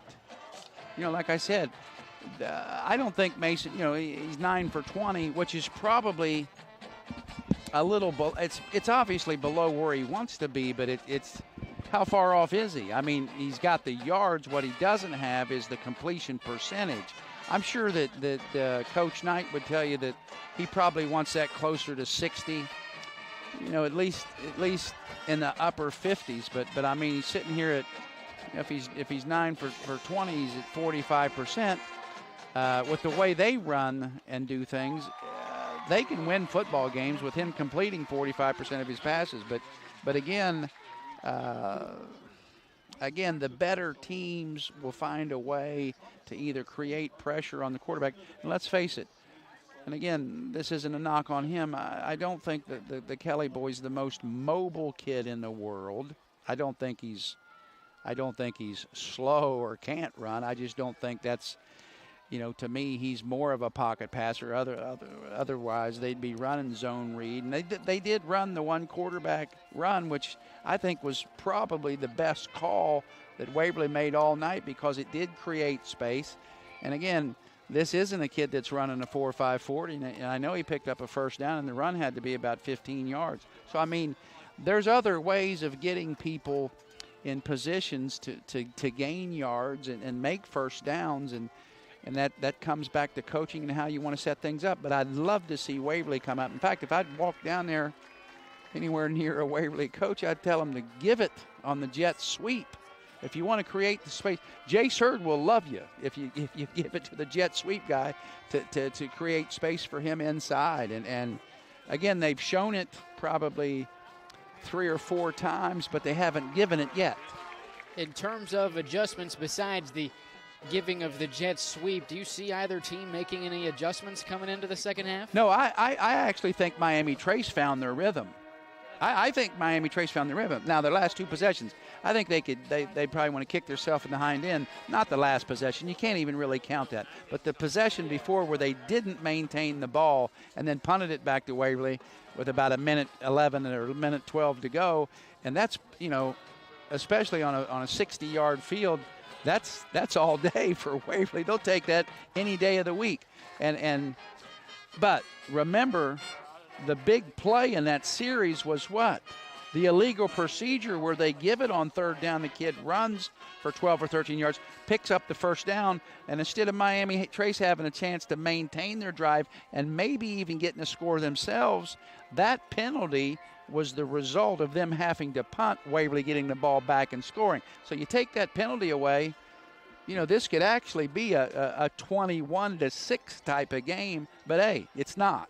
So, I mean, moving forward, Waverly had an opportunity to go do that. They were successful in doing it, and that's football. Miami Trace just didn't. Again, I hate to point to just one play, but that penalty just killed them. It just killed them. That penalty literally could have been, a 12 or 13, 14-point swing. But again, you still have a whole half to go. Nothing's been decided, but I think Miami Trace, if I'm looking at what they've done so far, I think they found their rhythm. I think Waverly still, they've proven that they can throw, and they've proven that they haven't been able to run. If Waverly can somehow or another find a way to not be, maybe rush for 100 yards this half, but find a way to pick up, 40, 50, 60 yards of rushing in the second half, I think Waverly can win the football game. I think if they don't, they're going to have to rely on – you're going to see more of what you've seen. But, again, I like what Miami Trace has done so far. I expect to see more of the same. I hope Waverly can, for their sake, that they can come out and do a better job of running the football. Tigers set to receive the second half kickoff. A first half summary, it took Miami Trace 4 drives to finally score a 21-yard touchdown from quarterback Trey Robinette to Gage Stuckey. A possession later, the Tigers would answer back with a 34-yard touchdown pass from Mason Kelly to Cody Swords. However, a muff snap on the PAT allowed Miami Trace to remain in control of the lead. A possession later, and for back-to-back possessions, Miami Trace would find pay dirt once again, this time from 8 yards out as Robinette hooked up with tight end Garrett Guest for the score. Mavis's PAT was no good. Followed by 2 punts from both the Tigers and Miami Trace before Waverly answering right before the break with an 11-yard touchdown pass from Mason Kelly to Cody Swords, their second hookup of the half. This time around, Houck was able to knock down the PAT, which is how we are tied up at 13. Once again, some halftime scores from around the area. Unioda and Vinton County tied up at 14 apiece at the break. London leading Washington Courthouse 41-0. Logan Elm out in front over Zane Trace 19-14. East Clinton 6-0 leaders over the Huntsmen. Ironton and Wheelersburg knotted up at 14 apiece. Payne Valley leading 20-17 over Blanchester. The Fairland Dragons out in front 20-14 over Portsmouth West. Looking ahead to next week, the Tigers will travel to Kenny Connect, where they will take on Zane Trace. As for Miami Trace, they will head back home, where they will take on Wilmington.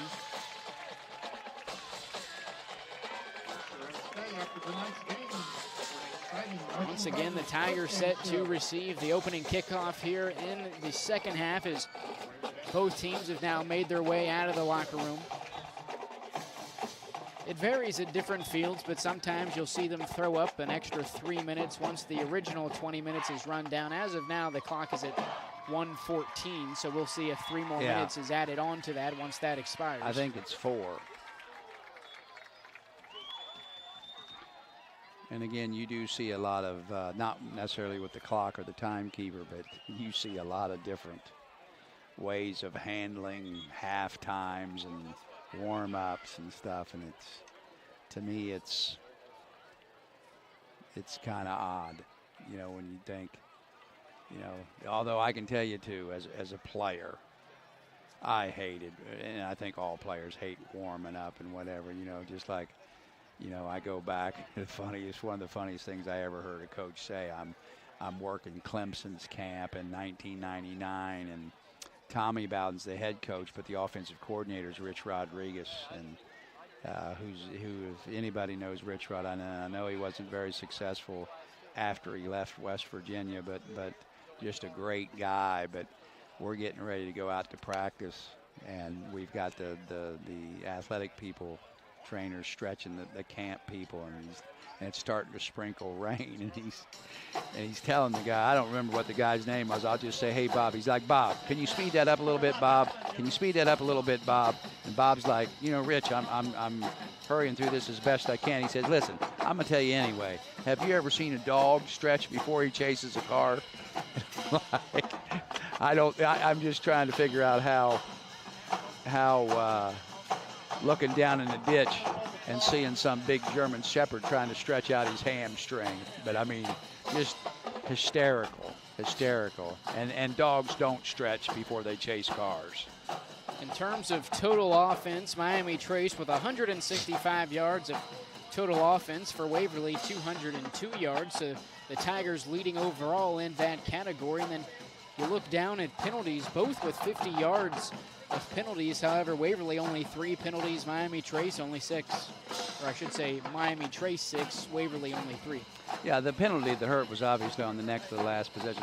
What was, I didn't hear what you said about Waverly total rushes for total what yards? For Waverly, they have 14 carries for 11 yards. That's what I'm talking about. They've had at least 4 or 5 tackles for losses. And I mean, their biggest run was probably maybe 4 yards. The kid that came in behind Hurd, Reed Smith, had a 4-yard run. I think that's, oh no, you know what? Kelly had about a 10 or 12-yard run too. So there's, I mean, that tells you how many negative yards. How many, 14 carries? I promise you they've had probably out of those 14, at least 5 or 6 were tackles for losses. And it's just, you know, especially on first down, you put yourself behind the sticks right away, and it just changes a possession. And again, as a coach, you know that success is created by balance. And even if it's not in balance of yards, it needs to be balance in play. I've always thought that, you know, if you run, you know, 80 plays, that you ought to be 40-40. You know, there should be about a 50-50 dispersion there. Now, I realize today, you know, probably most teams, not necessarily high school teams, but obviously college and professional teams probably tend to be more of a 60-40 throw to rushing. But at the high school level, you just don't have that type of skill. And but, you know, again, if you look at Waverly, they're going to throw, and they're going to hurry up, and they're going to throw, and they're going to keep throwing. So they're never going to be out of a game.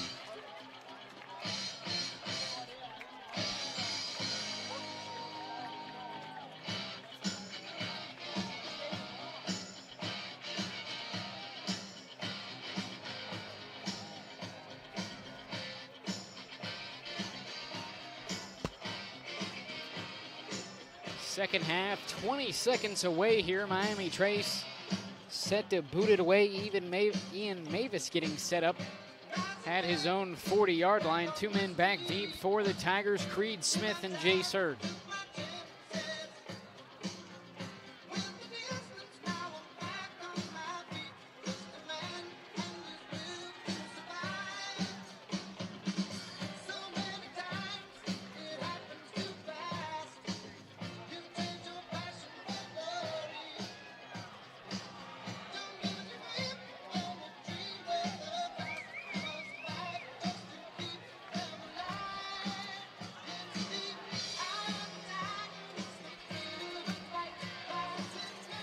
Return team ready to go. Everybody set up.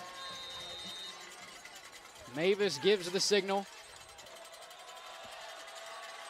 We are underway in the second half of this week 1 matchup between the Tigers and the Panthers. Hurd at his own 20, past the 25, now to the 30, out the numbers. Flag is on the play before Hurd is brought down at the 30-yard line. I don't know if it's a block. I don't know what the heck that was. Flag is down right on the right hash. That hurts. That hurts. Flag is on the Tigers, block in the back. Again, here's an opportunity. Here's an opportunity for Waverly to, 30-yard line is an acceptable return. And then you got to start out with that's a spot foul with penalty. So they're going to end up with the ball about the 15 or 16-yard line. And again, a huge difference. But again, if you're Waverly, not so much. But again, let's see if we've got any adjustments going on here. 1st and 10 on their own 13. Right up the middle, it's Hurd. He gets back to the 20-yard line. Excuse me, the ball was spotted on the 19-yard line. 1 yard gained on the play.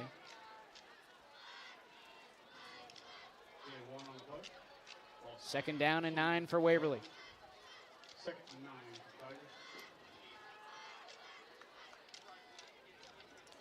Boy, look at the slot.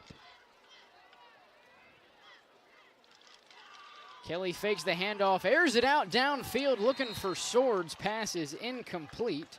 Bryce Perkins in coverage for Miami Trace. Again, open receiver. That time I actually think that Mason Kelly hurried his throw, which caused him to be inaccurate high. Little tighter window too, but that's the guy you want to look for. And they got him into the boundary again here, singled up. 3rd down and 9 for Waverly. First possession here in the second half. 5-man blitz. Kelly looking for Swords down the right sideline. Pass is incomplete. That forces a Tiger 4th down. Again, good coverage by Miami Trace and forced that pass to be high. A good possession for Miami Trace, and you started. And again, Waverly puts himself in somewhat of a hole there, field possession-wise, with the penalty on the kick return. And again, not able to effectively run the football at all. 2nd 3 and out for Waverly so far tonight. Swords on to boot it away. Stuckey with the fair catch at the Tiger 48. This is where we'll get our first look at Trey Robinette and the Miami Panthers here in the second half. I promise you we'll see the option again before it's over with. Because Waverly, they just gave him another yard. He didn't catch that ball in the 47. 1st and 10 for Miami Trace on the Tiger 47-yard line. 11-12 to play in the 3rd. See what now look, Dewey. See what I'm saying? If they run right behind the tight end, how is that not a football play? Pistol formation. Asher LeBeau takes the handoff across the 45-40 all the way down to the 35-yard line. 1st down, Panthers. That kid, I tell you what, too, that kid's not very big either, and he runs hard. He runs hard. He's running through a lot of arm tackles and whatever. Again, inside zone. And I think really for a couple possessions now, Miami Trace is starting to develop a huge amount of confidence running the football. 72 yards in the first half for LeBeau. Again, how can they not run off tackle here? Opens up the second half with a 12-yard run. Flag is on the play. Handoff LeBeau right up the middle.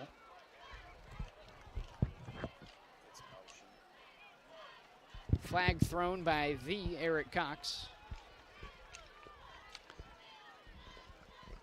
I believe they called that on the motion guy.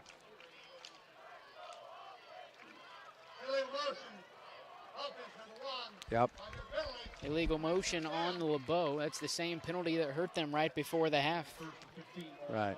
And again, now they're behind the sticks too, but again, it's first down. Now, if you're Miami Trace, do you really have to throw here? And the answer is probably not. But we'll see what they do. Now, it wouldn't surprise me at all to see a little play action pass and looking for our tight end. Pitch to Colgrove to the right side, back to the line of scrimmage, and no gain.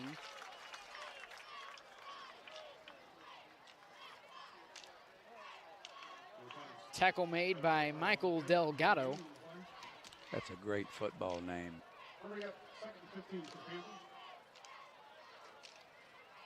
Second down and 15 for Miami Trace.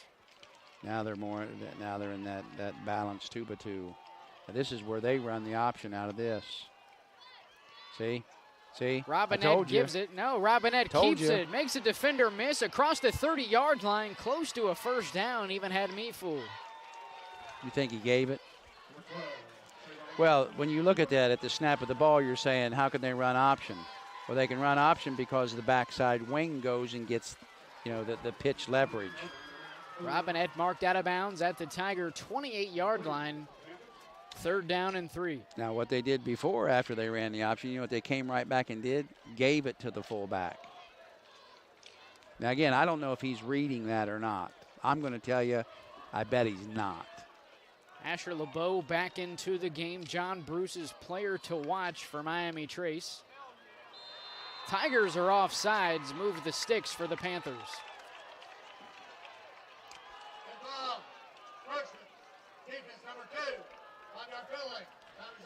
Encroachment called on linebacker Dylan Leaf. And I'll promise you that is a coaching point for Miami Trace to go for the hard count, third and less than 5.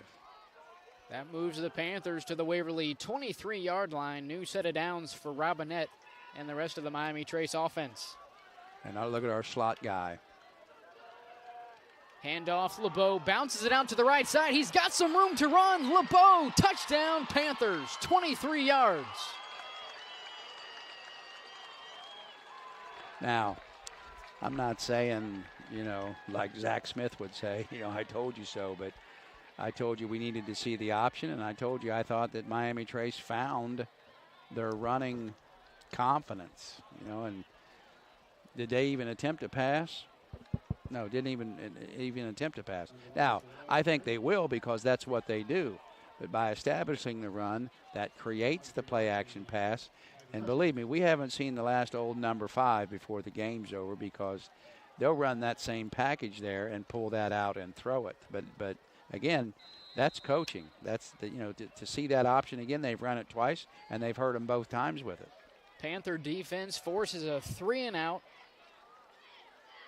And marks the first score of the second half. Mavis on for the point after, splits the uprights.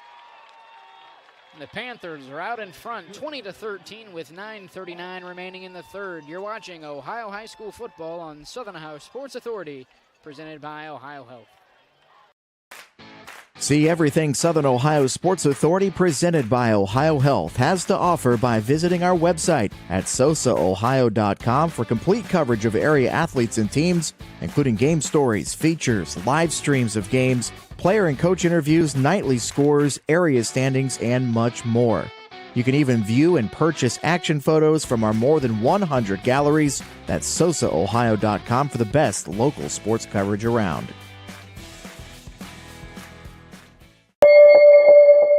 Are you in a bind and need an oil change right now? No problem.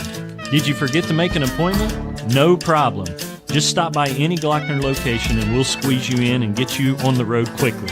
Really, it's Successful drive capped off by a 23-yard rushing touchdown by Asher LeBeau.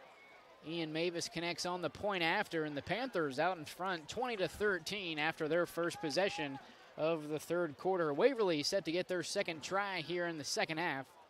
Mavis on to boot it away for Miami Trace. Jace Hurd and Creed Smith back deep for the Tigers. This one will be caught by Hurd, actually muffed. He will fall on top of it on his own 21-yard line.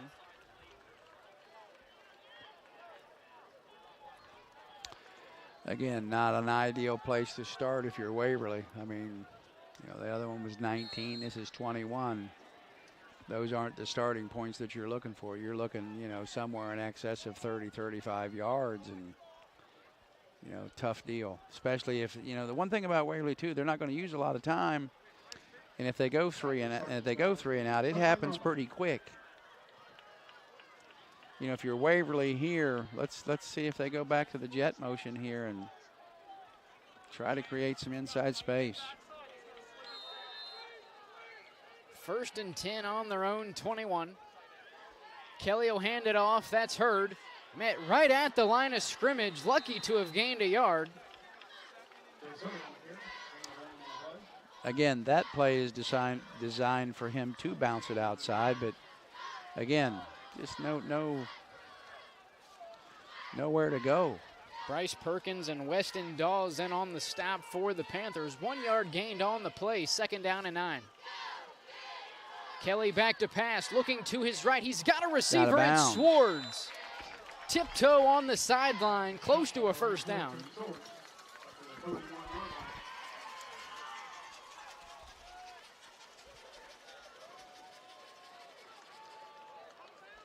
And they will give him the first down. The first time this half, Waverly been able to move the sticks. 1st down and 10 on the 31.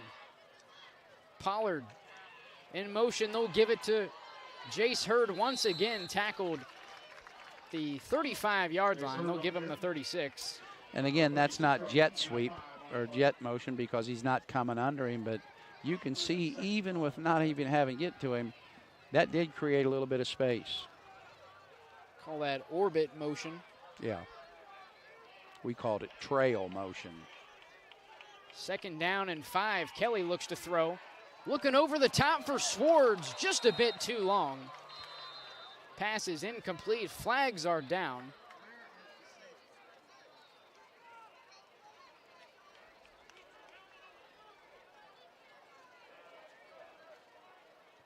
On opposite sides of the field, same yard line. I didn't see. I know he pointed at Waverly.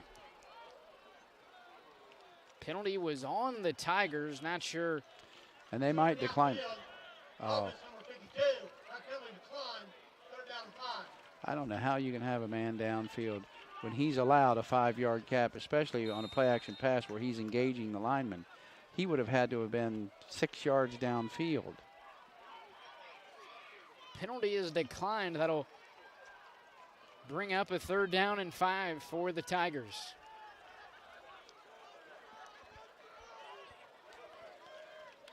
Orbit motion with Sparks. Kelly looks to throw. Under pressure, rolls to his right. Down the sideline, looking for Swords. Pass is deflected once again. Bryce Perkins in coverage. 4th down, Waverly. Again, really, that whole play was first of all, it was outstanding coverage in the secondary, and Miami Trace was able to get a little bit of pressure from the inside and forced Kelly into a very, very difficult throw. And again, not the possession you're looking for if you're Waverly. Gage Stuckey back deep for Miami Trace. Swords on to boot it away. End over end kick. Stuckey will let it bounce.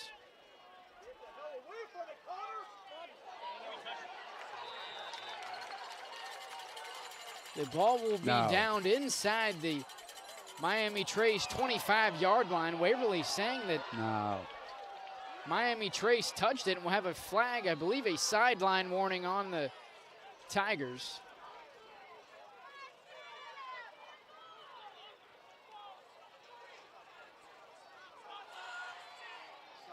warning. Kicking team. First ball kicking. Miami Trace. Sideline warning. Waverly. First of the half. So now both teams with sideline warnings, although Miami Trace is in the first half, now Waverly in the first half of the third quarter. This coach from Waverly won't let it go. And here's what I'm telling you. Did you think it was touched? Not me neither. Now, it might have been touched, but it didn't look like it to me either. 1st and 10 on their own 24. Robinette will hand it off. LeBeau's got some space to the right side across the 35-yard line and just past the 40. First down, Panthers. I can assure you this. If Waverly isn't able to get this situation corrected, this is going to be a long half for them, because don't expect Miami Trace to do a lot of what you've seen different so far in this half. I'm running that dog till he dies. Colgrove into the game for LeBeau. Robinette keeps it himself. He'll take it to the right side across the 45-yard line, 2 yards short of the first down. You know what? I think he is reading that, because he pulled that really, really late. I'm looking for him to pull it now and then pitch it. Ball marked at the Panther 47-yard line, 2nd down and 3. And they certainly have run the option right-handed every single time, too. Robinette gives it. That's Colgrove. Men at the line of scrimmage, nowhere to go.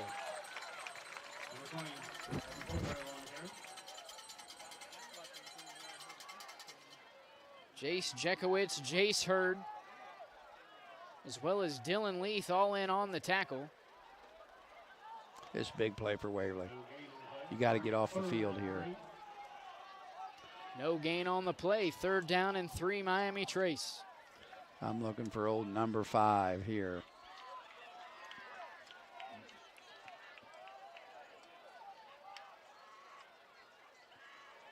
Robinette trouble with the snap. He'll hand it off. Colgrove nowhere to go. Ball comes out. He's back on top of it.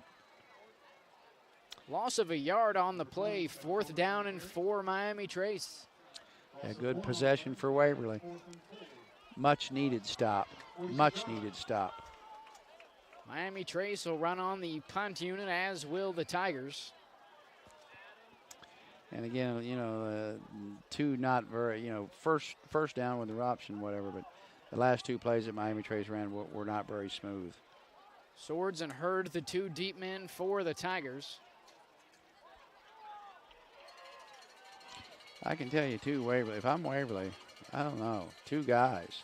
You're playing against 11.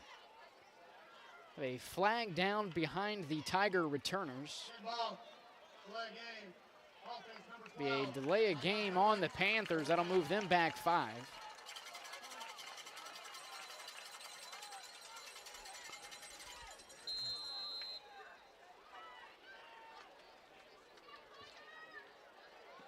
Ball now spotted at the Panther 41.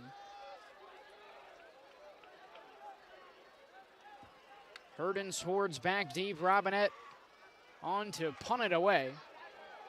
Tigers will let it bounce, and it'll roll out of bounds to the far sideline. The official marking is the 36-yard line. That punt goes out of bounds at the 36-yard line. 1st and 10 Tigers.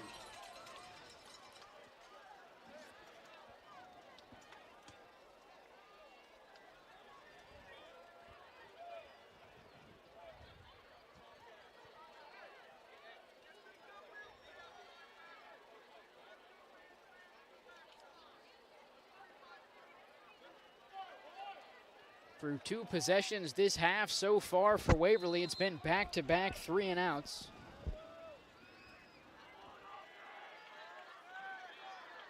But again, if you're Waverly, you're just 3 plays away from being back right where you want to be. Kelly in the gun, Hurd to his right, Hurdle takes the carry, no gain on the play, swallowed up by the Miami Trace defensive line.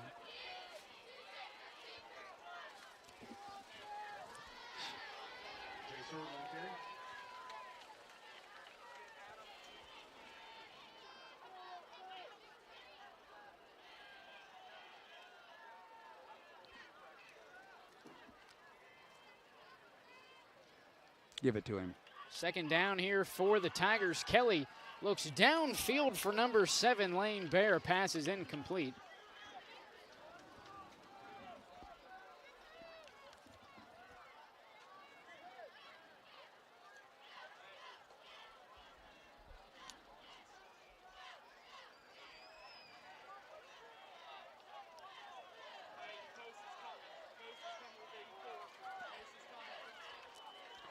Again, big play for Waverly to try to hang on to things and create a little momentum here.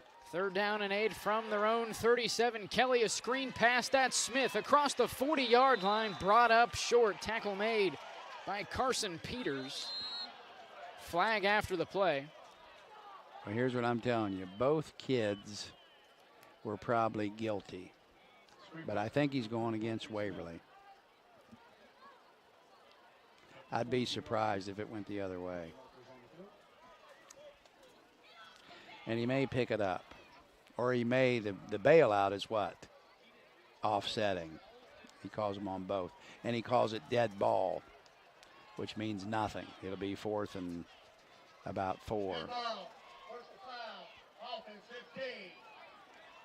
Yeah, he bailed himself out. He bailed himself out. And to tell you the truth, that was probably the smart play. Because to tell you the truth, I really do think the Waverly kid kind of initiated it. But when you swing back, that's the guy that gets caught. Offsetting penalties will set up a 4th down and 4. Stuckey, the return man for Miami Trace, swords back to punt it away for Waverly. A high punt, not much distance, lands right at the 40-yard line, takes a Tiger bounce and will roll all the way to the 36, which is where Robinette and the Panther offense will have their 3rd drive here in the 3rd quarter. And again, an opportunity, again, you know, in my opinion, Miami Trace just dodged a small bullet. And here's another chance for him to put a drive together and gain a little bit more control of this football game.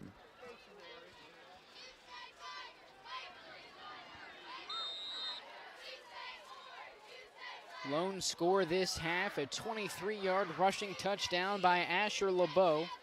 The first drive of the Panthers.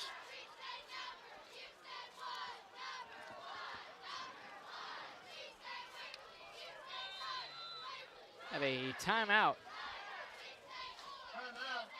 Coach Jerry Williams and the Miami Trace Panthers, their first of the half, 2 remaining. You know, all this time I thought LeBeau was 11. He's 1.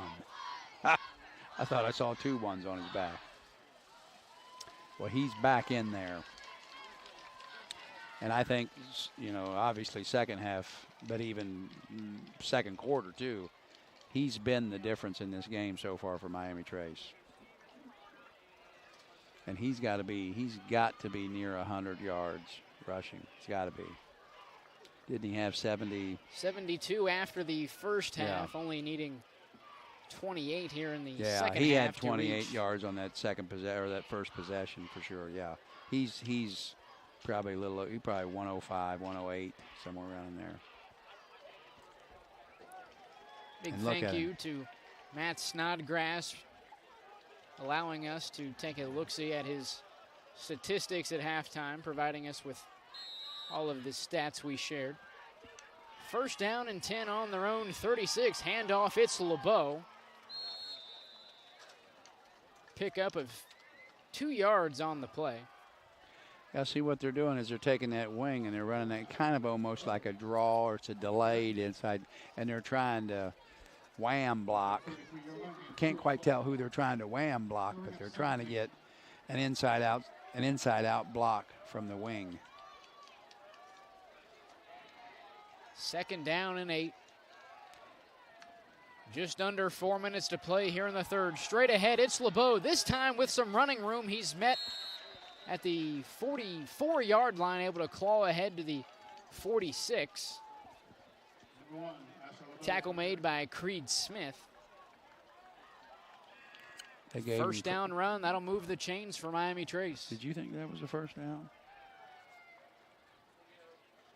Forward progress, potentially.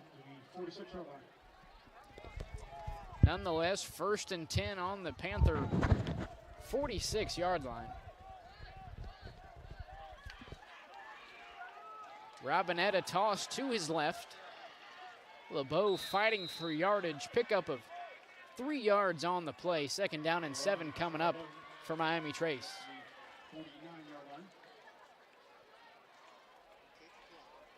Get your split the puck tickets out. Split the puck.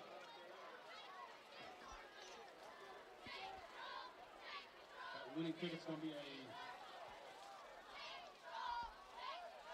white and red ticket.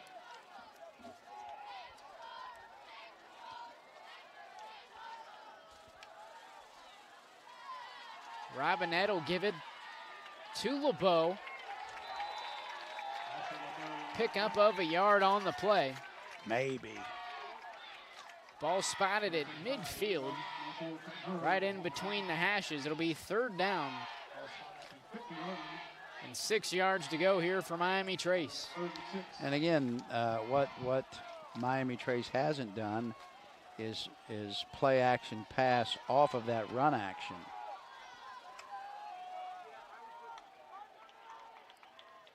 Blitz coming from the Tigers. Flag is down. Throw to the sideline. Robinette to Guess. 1st down. Guess stays on his feet down the sideline. Nobody's going to catch him. Touchdown, Panthers. Was that a dart? Where's the penalty marker at? They might have stepped out of bounds. Where's it? I still don't see the marker. Is that it laying at the 20? Penalty will be on the Panthers. We'll wait for the call. As of now, a 50-yard touchdown pass from Robinette to Guess. Well, it was about a 12-yard touchdown pass and about a 40-yard run. What did he call? Illegal shift on Miami Trace. Wow. The 3rd time that's hurt them. Yeah, if you're a coach, that's why you end up pulling your hair out. 6 points off the board for Miami Trace. They're moved back to their own 45-yard line, 3rd down and 11 yards to go. Robinette rolls to his right. Blitz coming, looking for Guess. He's got him short of the 1st down, fighting for yardage. He'll come up 2 yards short of the line to gain. 4th down and 2 coming up for Miami Trace. What do you do, Dewey? Go for it? Yeah. What do you run? 4th and 2.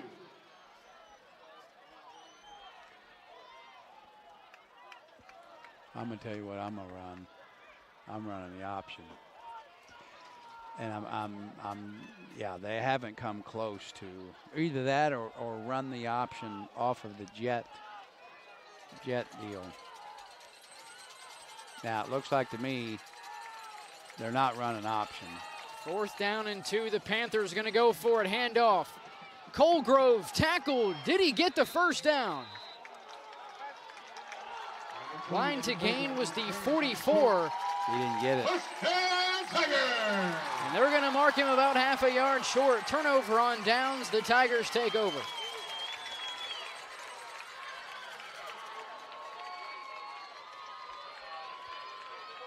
All right, get your split the puck tickets out while they measure this.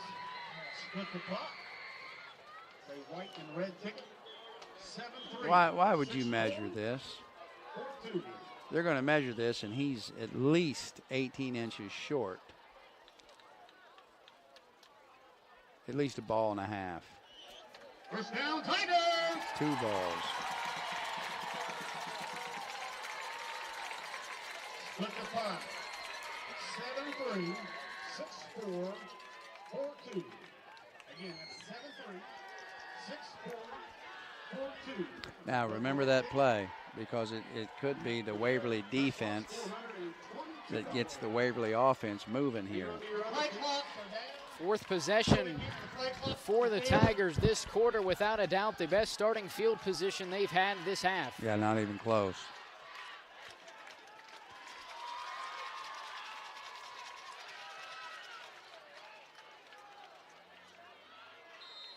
3 receiver set, 2 to the right, 1 to the left. Tight end Sparks, tight right. Kelly will hand it off. That's Smith across the 45-yard line. Pickup of 2 or 3 yards on the play. Creed Smith on the carry. And about 3 on the play. Now under a minute to play here in the third.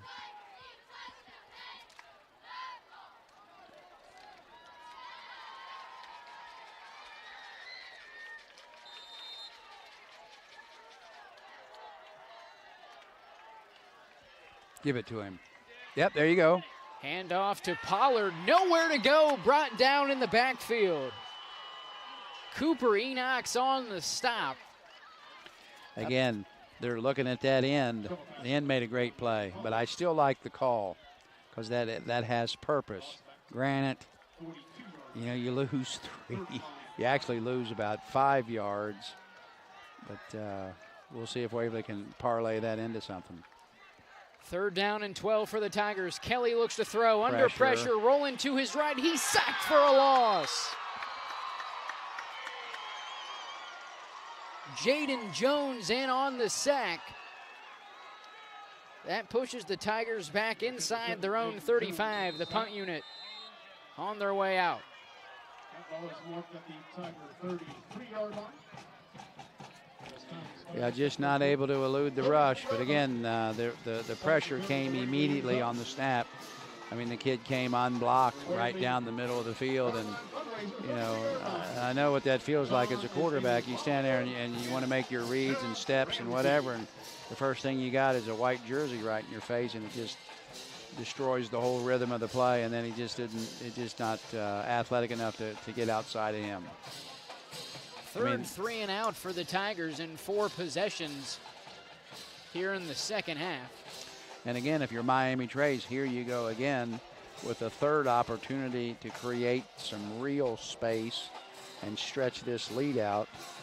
And we'll see. Let's face it, they looked really put a nice drive together first possession. They haven't done anything since the first possession in the second half. Haven't done anything.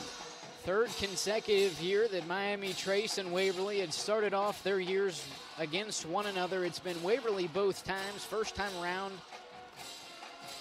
a large 30-plus point victory for the Tigers back in 2021. Last year, a 20-point come-from-behind win that eventually resulted in a 44-39 victory for the Tigers at Miami Trace. Tigers now currently trailing the Panthers 20-13 as we enter the final quarter of play here in week 1.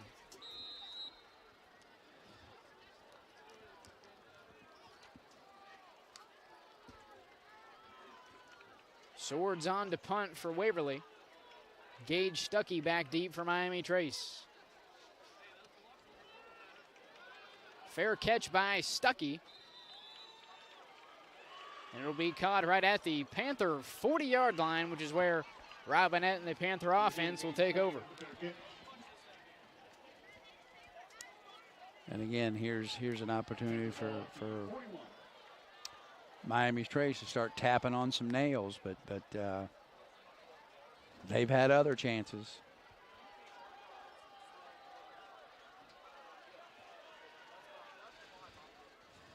And what they haven't done is although they did have, the play called back, but again, that's not something. Kid runs a 10-yard out and ends up going 50 yards to the house. You can't really count on that either. Ball spotted on the Miami Trace 41. 1st down and 10 for the Panthers. Robinette fakes the handoff, looking downfield. He'll air it out. He's got a man across the 25-yard line. A big first play for Miami Trace.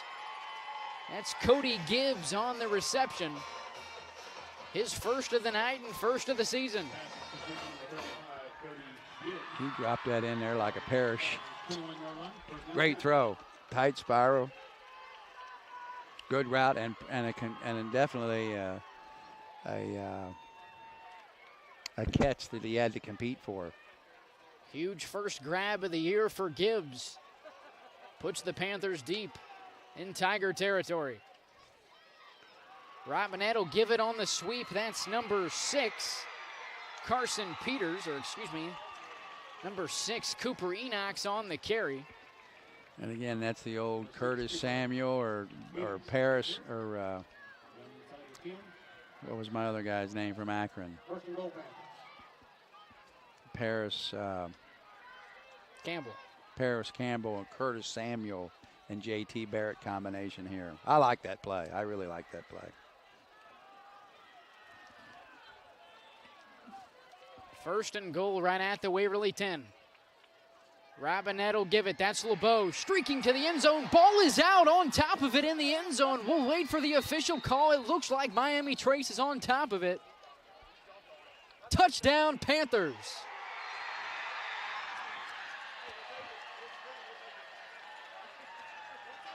Not the most conventional way to score, but nonetheless a score for the Panthers. Look, that's an offensive lineman's dream, dude.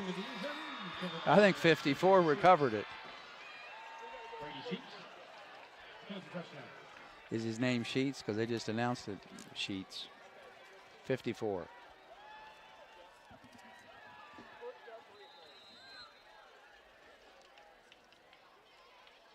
Number 54, Dane Wilt on the recovery. Well, he came out with the ball. I believe it was number 56, Brady Sheets, the right tackle. That got the ball. He may have took it from him. He didn't want to give the ball up. PAT is blocked, however, it still goes through. The lead is now up to 14 for Miami Trace. We'll step aside. You're watching Ohio High School football on Southern Ohio Sports Authority, presented by Ohio Health.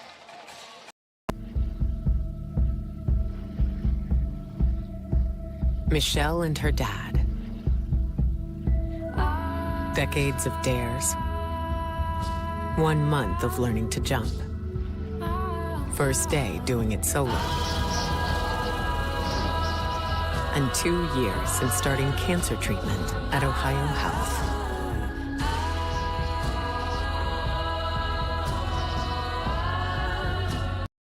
This broadcast is brought to you in part by Willie and Son Trucking. Willie and Son Trucking has been a proud supporter of local student athletes, coaches, and athletic programs throughout its history. Be sure to look out for the Shack Athlete of the Week presented by Willie and Son Trucking each week at SOSAOhio.com. A phone. There's a set of keys and a phone found at separate places. A set of keys and there's a phone at the concession stand. The Athletic Boosters concession stand in the field house. Check that. See if you have your phone or your set of keys there in the concession stand. Yeah, Snodgrass said yeah. The right tackle, number 56, Brady Sheets, with a touchdown recovery for Miami Trace. That gets them up to a 14-point lead here in the final quarter of play. The Tigers return the following kickoff just in front of their own 40-yard line. Number 4, Quentin Hurd on the return for the Tigers. Up to the 37-yard line. Touchdown on the Tigers. Does that say middle of the 8th? Nothing. Bottom of the 9th? Nothing. Is that what that says? Bottom of 9? Nothing. You got to win games like that. First and 10 for the Tigers, now trailing by 14 to Miami Trace. Kelly back to pass, looking to his right. He's got a man. That's the tight end, number 3, Mason Sparks, moved the chains for the Tigers.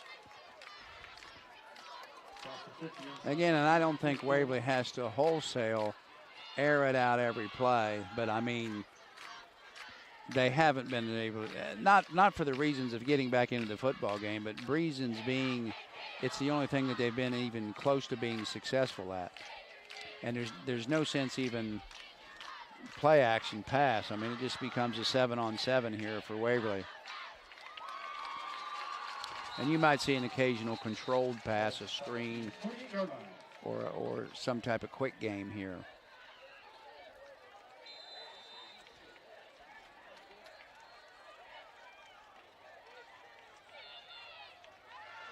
Like that, bubble screen. Screen pass to Mason Pollard is incomplete. That'll bring up 2nd down and 10. From the Panther 48. And if he had caught that, he would have gotten a headache in about 3 yards. But again, it's still a good call.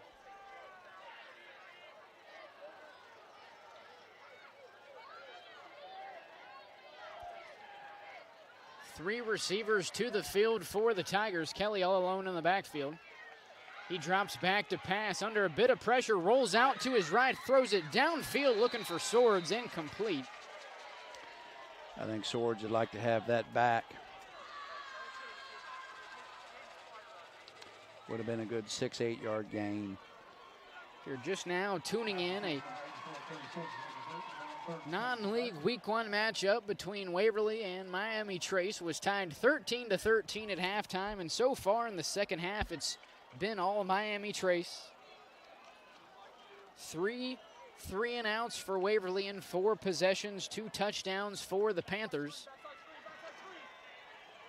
Screen pass to Cody Swords. He's got the first down and more across the 30-yard line. A big 3rd down conversion for Waverly.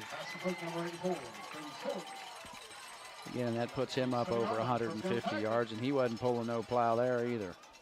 Probably still mad about dropping that ball in the play before.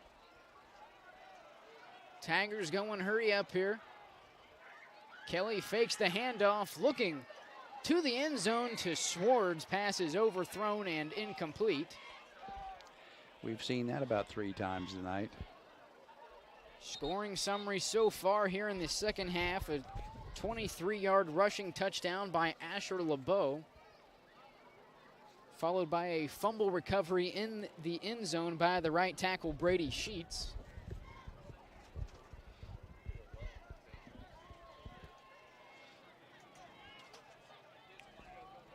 Again, 10 minutes to go in this game. Waverly's got all month. But the key is if Waverly can get a score here, can the defense get stops? If they can, this is far from over. 2nd down and 10 on the Panther 27. Kelly under pressure, getting rid of it to his left. It's incomplete, looking for Sparks. Tigers now faced with their 2nd consecutive 3rd down and 10.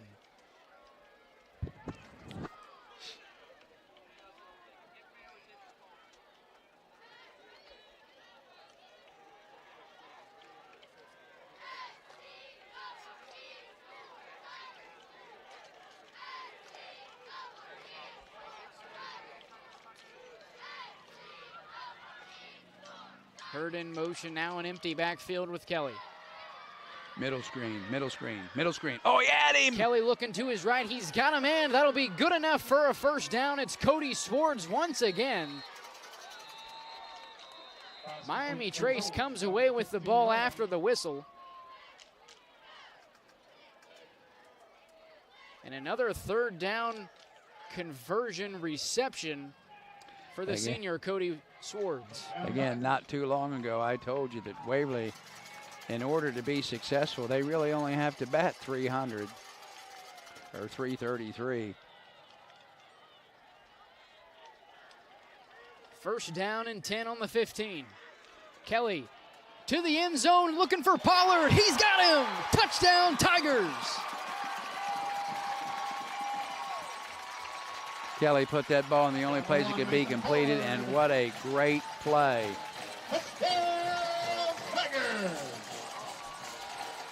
Somebody hit a home run. Yeah? Who?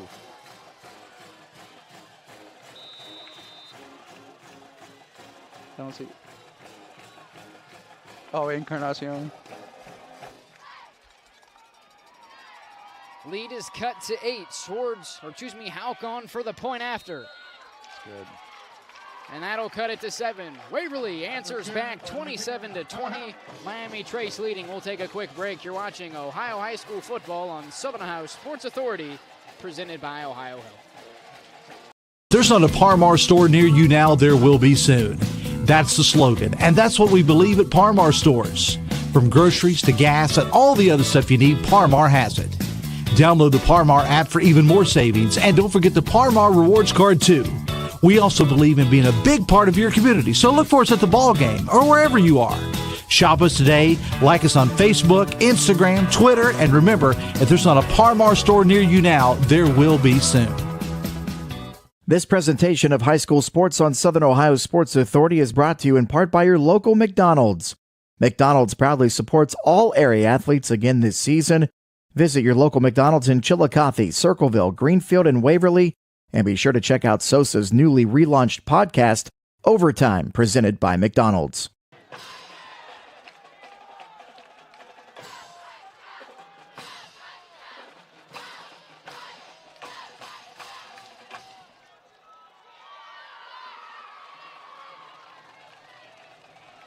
Following a touchdown catch from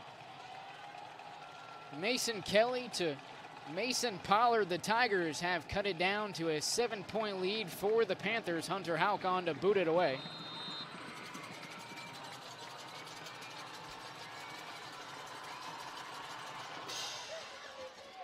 Kelly's third passing touchdown of the night. Colgrove takes in the kick on his own 15, takes it near the right hash before being brought down just past the 30-yard line. Across the 30.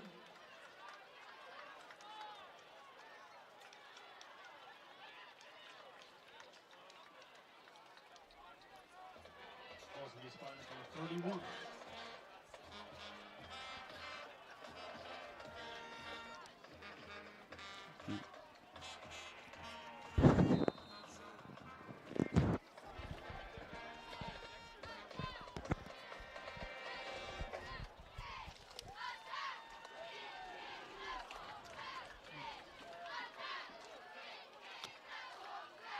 First down and 10 for Miami Trace.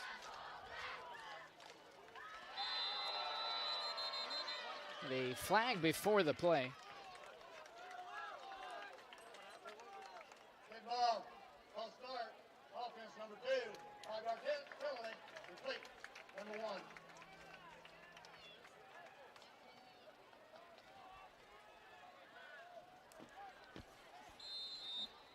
Penalty is on the Panthers. That'll move them back 5. First down and 15 on their own 26.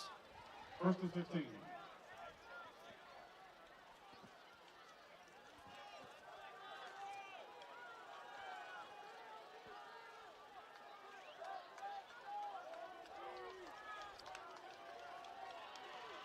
Another penalty before the snap. This time the referees will let the play go. It's LeBeau on the carry, pickup of about 8 yards on the play.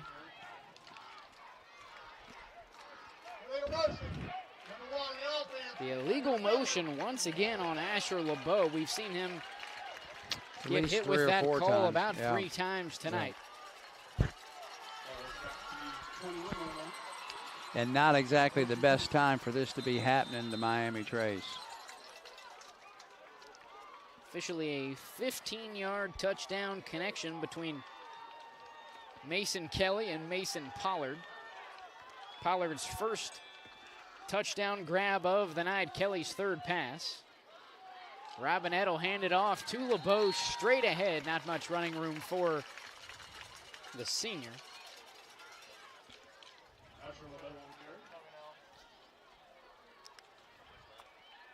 23-yard line. And 2 on the play, second and 18. 2 yards gained on the play now, second down and 18.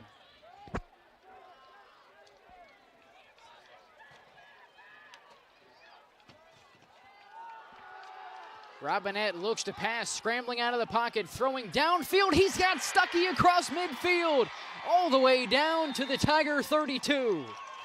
Huge play for Miami Trace at a much needed time. Penalty marker all the way back at the line of scrimmage. This one is coming back.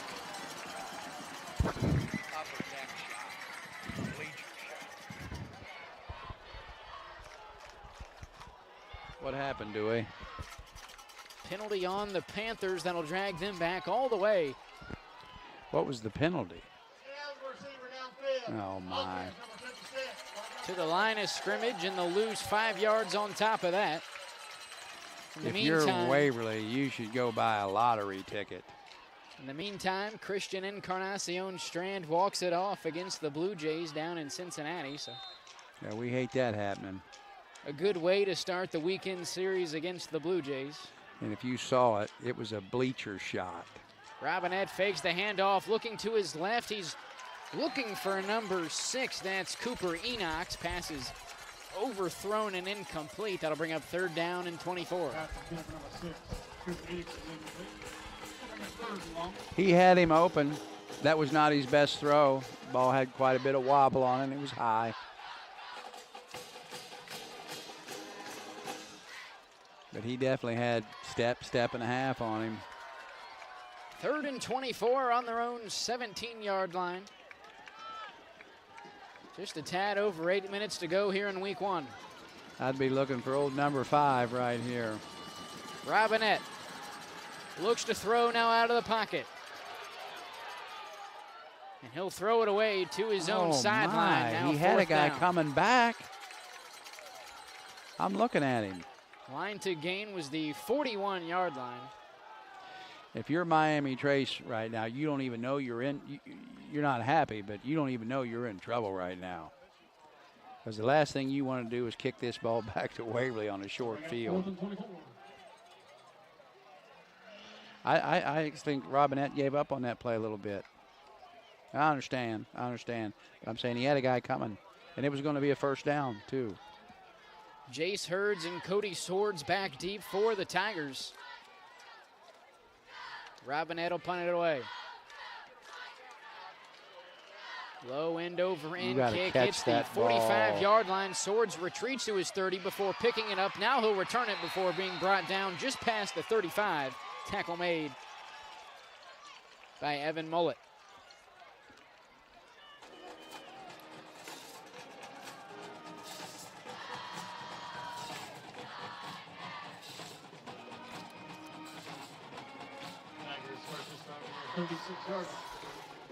Again, if you're Waverly here, what do?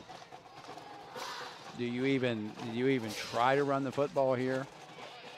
Honestly, I say no. Previous Tiger drive capped off a 15-yard touchdown pass from Mason Kelly to Mason Pollard. The Houck PAT was good. That cut it down to a 7-point lead for Miami Trace. After forcing a punt, the Tigers now take over 1st and 10 on their own 36.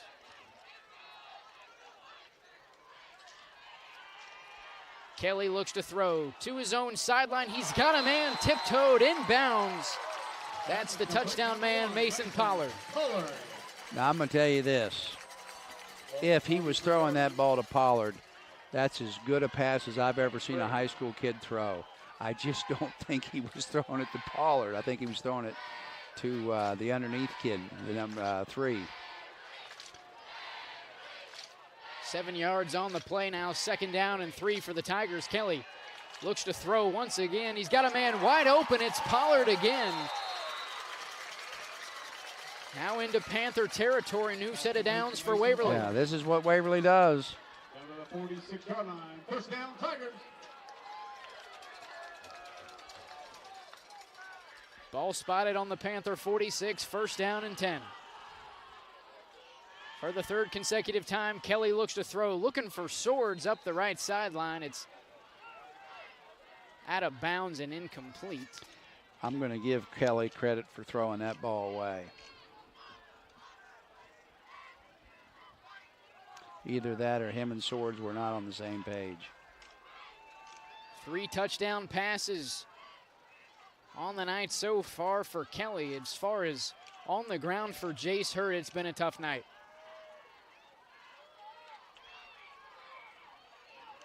Second down and 10. Kelly looks to throw. He's got a man up the right hash. It's the tight end Sparks. It's thrown behind him and incomplete.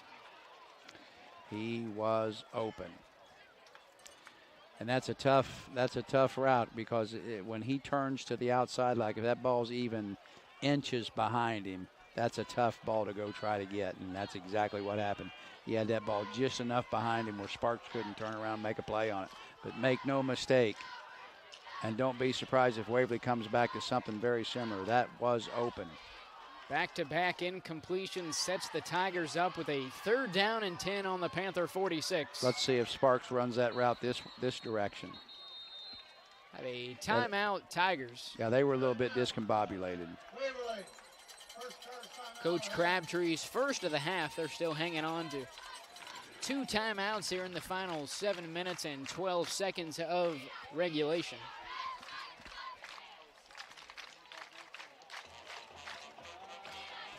Take a moment to give a big thank you to Carson Francis and Kenneth Hay, who have provided the camera work for us thus far. Carson has ridden along with us last night as well as tonight.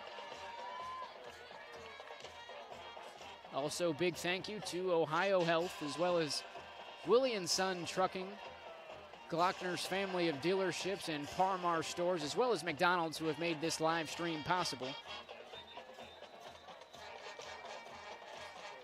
If you haven't had a chance to check out our new podcast, Overtime, new episodes every Tuesday and Thursday on our YouTube channel.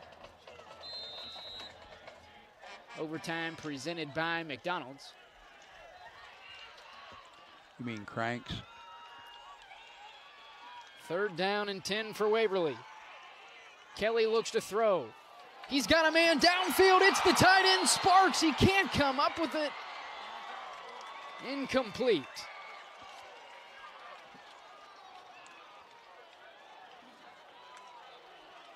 Ouch. Great throw, great route. Same route for Sparks as the previous play. This time had it in his hands and just could not come up with it. And here's what I'm saying, too. If you're Miami Trace, you can't let that happen. And, I mean, he wasn't open. He was open. And that was an extremely accurate throw. This big play for Waverly, because not only do they need to maintain possession of the ball, they don't need to hand the ball to Miami Trace at the minus 42-yard line. Whistles on the field.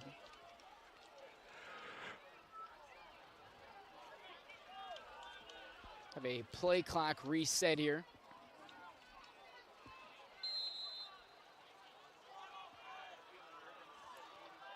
As of now, Tigers going to go for it here.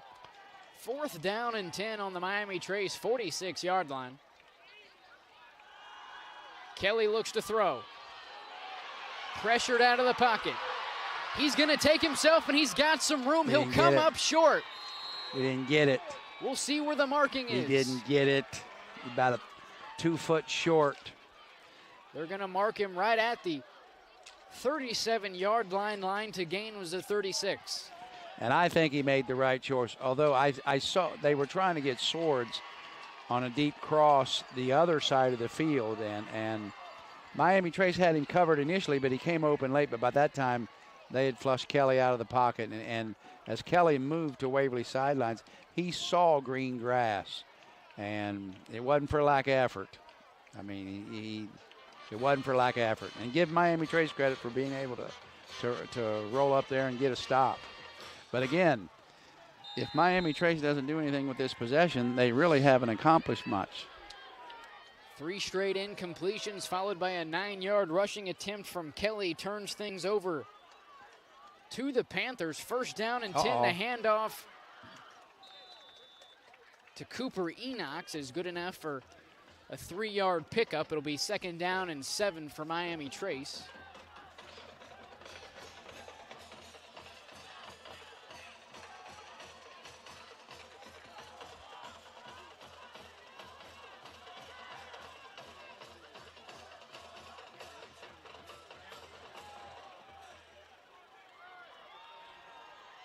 Miami Trace out in the pistol. Quarterback Trey Robinette behind him. Running back Asher LeBeau. 2nd down and 7. Handoff LeBeau across the 40-yard line. Brought down at the 44. 3rd and 3. Pick up a 4 on the play. 3rd down and 3 coming up for the Panthers. again, it's not like Miami Trace needs points, but what they have to do is possess the ball and play defense with their offense and keep that away from that high-octane offense of Waverly by making first downs and keeping the clock running. This is a big play. 3rd down and 3 on their own 44. Robinette fakes the handoff, pop pass to Guess, move the sticks across midfield. Guess fighting for more yardage, and he makes it all the way to the Tiger 45. Pickup of 11 on the play. And again, I've wondered where that, they used that play effectively the entire first half, and that's the first time we've seen it in the second half. That Gasser, that's his name, Gasser? Garrett, yes. Guess? Well, he might be the best player on the field. I mean, he's a really good-looking athlete, long, fast, strong, tough. 1st and 10 on the Tiger 45. A toss to the left. That's LeBeau. Across the 40-yard line, pickup of 6. See, and if you're Waverly, you got to stop them on first down, and they did the time before. A 3-yard gain is a big difference between almost a 6.5-yard gain. And that clock just keeps ticking. This is one of them 4-minute drive deals. And if you're Miami Trace, you are looking at that play clock. I'd let that bad boy come down to at least 5. 2nd down and 4. Robinette puts Enox in motion. Robinette keeps it himself, met in the backfield and brought down. Quentin Hurd with the tackle for a loss. Yeah, the timing of that play wasn't very good, but you know what that was. That was the quarterback was going to keep the ball. Well, I mean, the quarterback did keep the ball. But I'm saying because the play fake wasn't very effective, it didn't fool the linebacker. 3rd down and 7 on the Tiger 42. Again, big play here. Don't necessarily have to get the first down, but if you can get it within a yard or two of 4th and 1 or 4th and 2, they're going to call timeouts, what they're going to do. Looks like to me. Timeout, Miami Trace, their 2nd of the half, still hanging on to their final timeout. 3:07 to play here in the 4th quarter. 3rd down and 7, Dad. What do you expect to see here from Miami Trace? Well, I think that they run the football, but it wouldn't surprise me if they go play pass and look for Guess. I mean, the middle of the field, I mean, again, I don't want to sound like some kind of wise guy, but the middle of the field is where the money's made. If you've got an effective passing package that you can attack the middle of the field, whether it's the tight end, most often it's the tight end or the slots, that's the easiest money to be made. Now, you can look at that and say, well, if they run 2 running plays here, they might be able to pick up a first down too.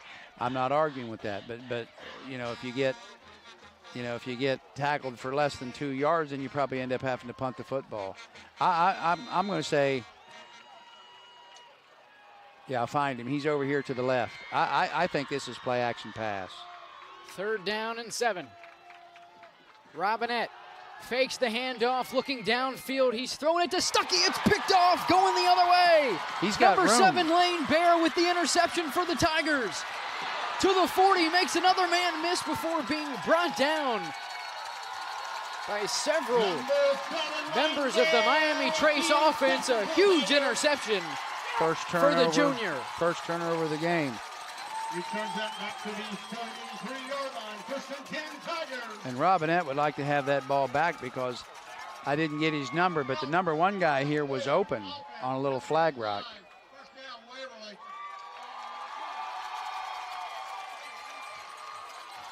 Player down for the Panthers eventually does get up. That That's was the center, number 58, Nicholas Ferens.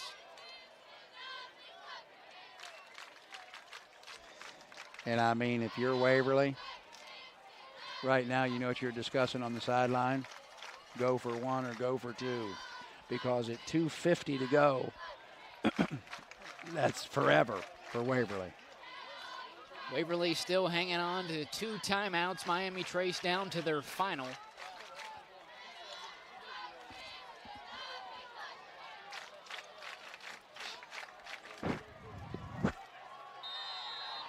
I'm looking for 84, and I'm looking for 3. Kelly looking to throw under pressure, throwing to his right, looking Good for throw. Swords. Pass is incomplete. Smart Pressure play. coming in from number 52, Walker Gillespie. Yeah, he knew he wasn't going to outrun him, and he knew that his guy wasn't going to get open. He just bounced it to him. 2nd down.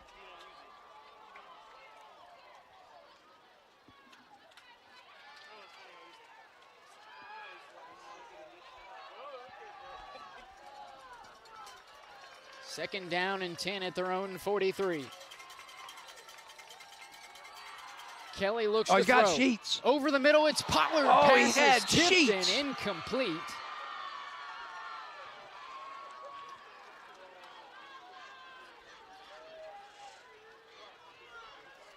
Again, 0 for 2, but you only need 1. And in this case, you know, you're looking at probably 4.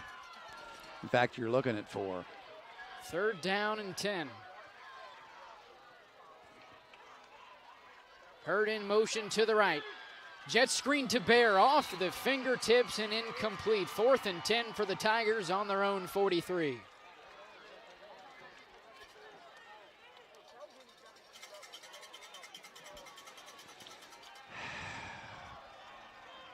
Well, obviously, if you're Waverly, this is the ball game right here. You've got to move the sticks. You've got to move the sticks.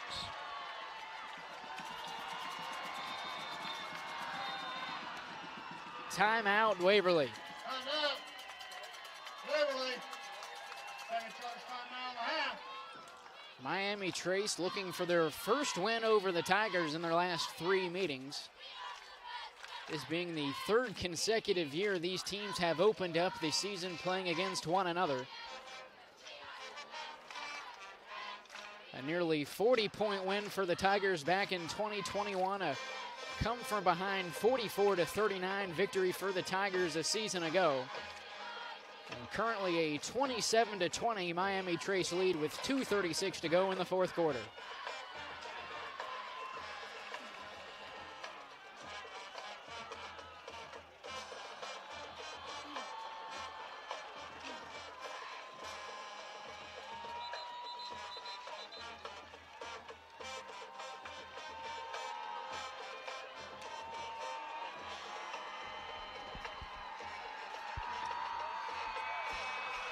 Fourth down and 10 for the Tigers.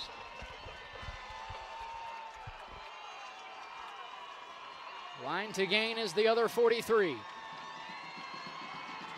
Oh, Blitz Waverly's coming. holding. Kelly to his left. He'll throw it downfield. He's got a man. It's the tight end Sparks. Pass is deflected and incomplete.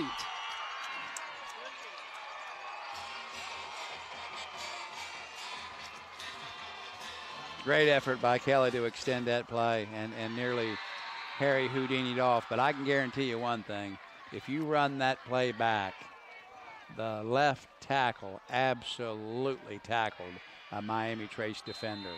Tackled him. Number 17, Malachi Jones in coverage and forced the incompletion for Miami Trace. A big-time stop on 4th down. The Panthers take over on the Tiger 43.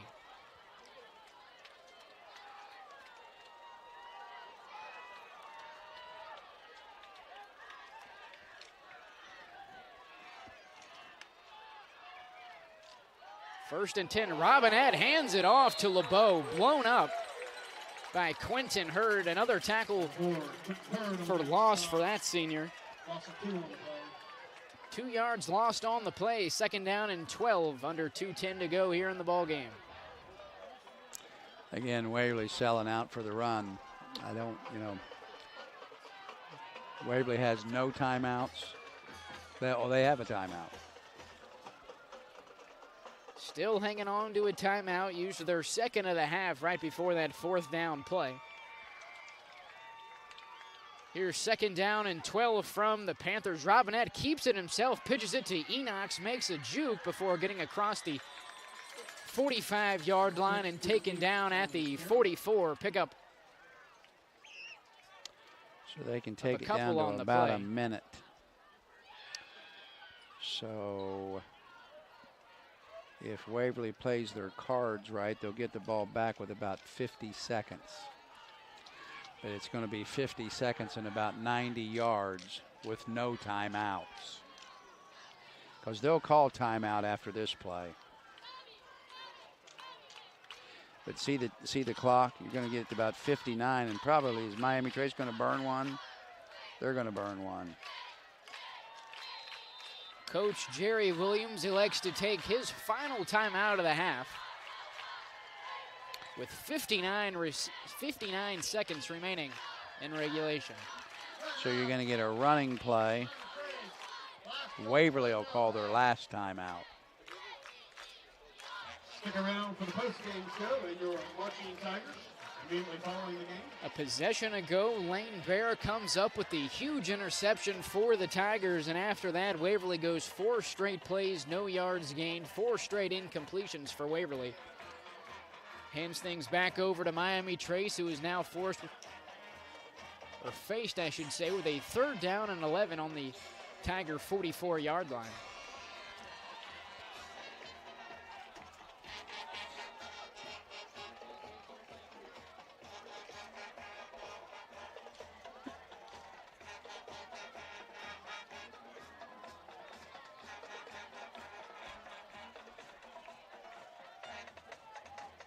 I got everything I own.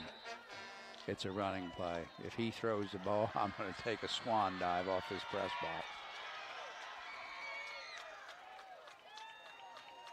Robinette sends a man in motion. He'll keep it himself. Brought down behind the line of scrimmage. Okay, so whatever he calls 53. Like I said, about 50. It's going to end up being about 46 or 47 seconds is what it's going to end up being. Timeout for the Tigers. Quentin Hurd and Dylan Leith in on the stop on 3rd down.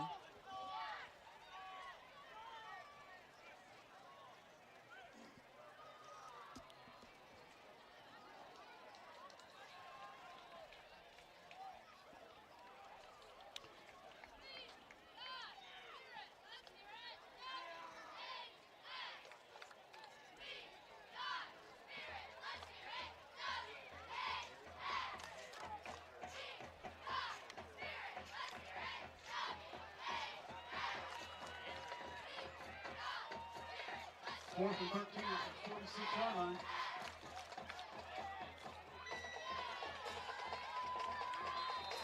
Doesn't have to be a great kick, but he does have to kick it.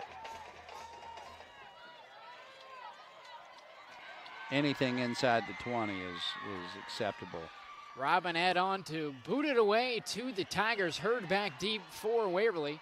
Takes a Waverly bounce before being down by number 57, Jaden Jones. Ball will be spotted at the Tiger 19-yard line, which is where Mason Kelly and the Waverly offense will take over, trailing by 7, 46 seconds to go in regulation. Well, it's probably not quite 1st and goal, but it's pretty close to 1st and goal. Update from Ironton. The Fighting Tigers out in front, 17-14 over Wheelersburg, so only 3 points scored in the second half down in that one.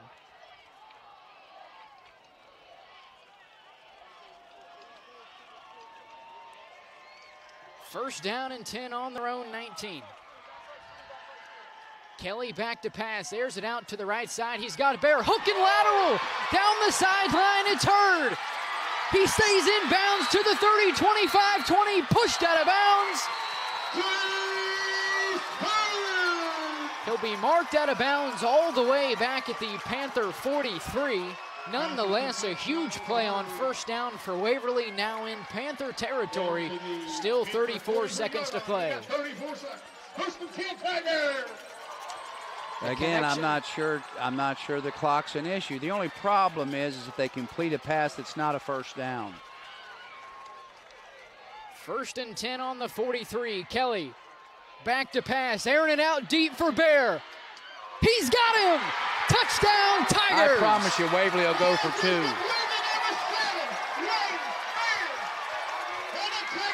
43 yards. Mason Kelly, his 4th passing touchdown of the night. Watch them. They'll go for 2. I guarantee you they got something cooked up for this.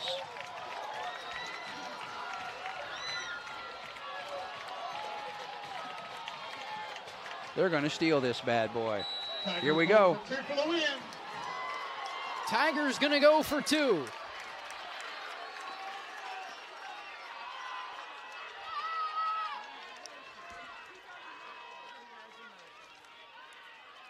Direct snap to Kelly, rolling to his right. And it's caught. We'll wait for the ruling. No good. Miami Trace makes a stand. Right at the goal line. Holy cow. The Panthers are going to hang on.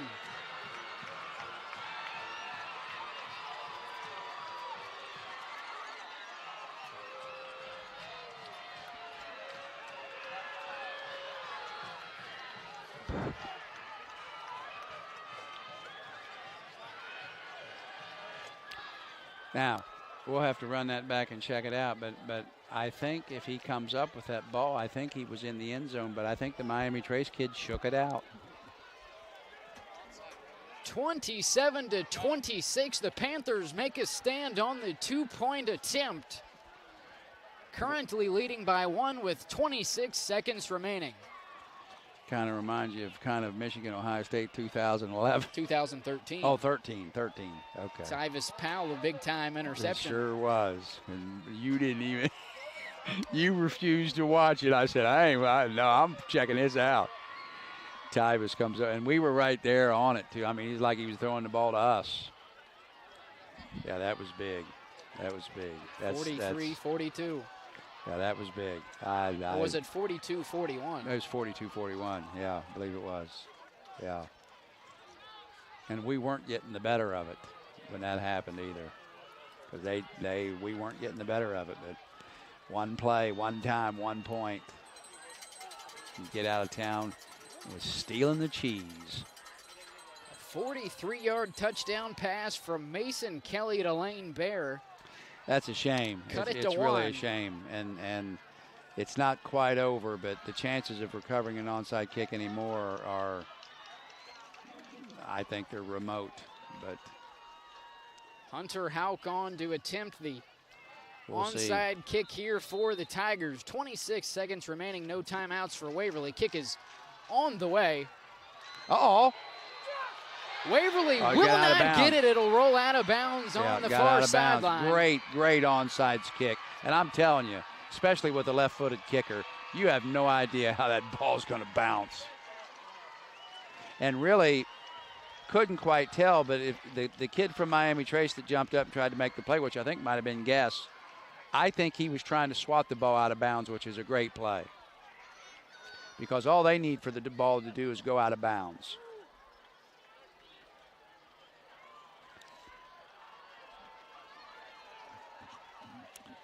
If you're Miami Trace now, you need to go buy a lottery ticket,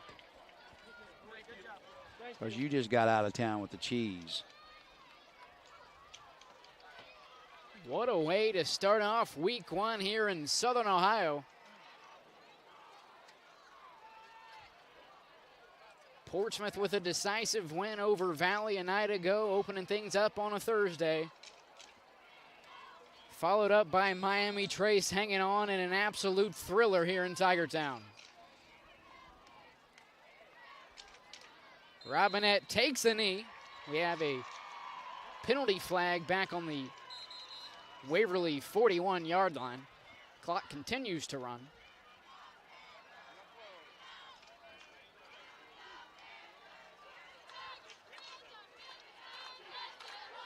I believe we have 12 men on the field.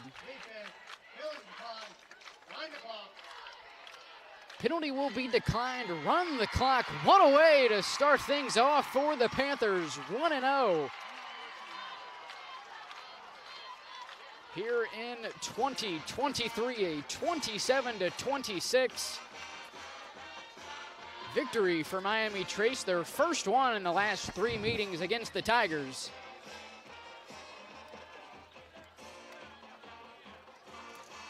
And they'll head back to Washington Courthouse 1-0 to start this young season.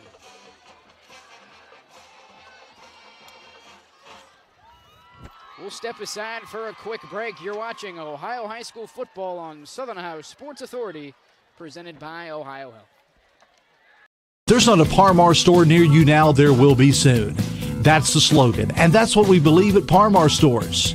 From groceries to gas and all the other stuff you need, Par Mar has it. Download the Par Mar app for even more savings, and don't forget the Par Mar rewards card too.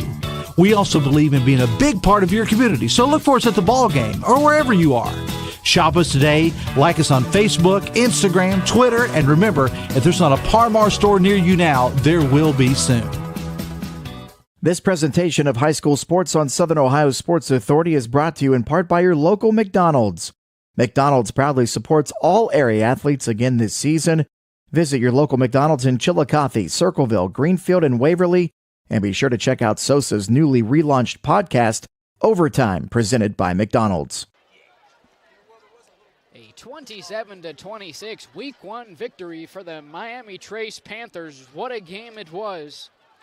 A hook and lateral to start the last drive for the Tigers. Set him up at the 43-yard line, followed up by Mason Kelly to Lane Bear. 43-yard touchdown. Mason Kelly, 4 touchdowns on the night. I would assume before we are given the stats, close to a 300-yard passing night. I think close to 400 yards. Yeah, 200 at halftime. As the run game for Waverly wasn't quite there for him tonight. No, it's awful.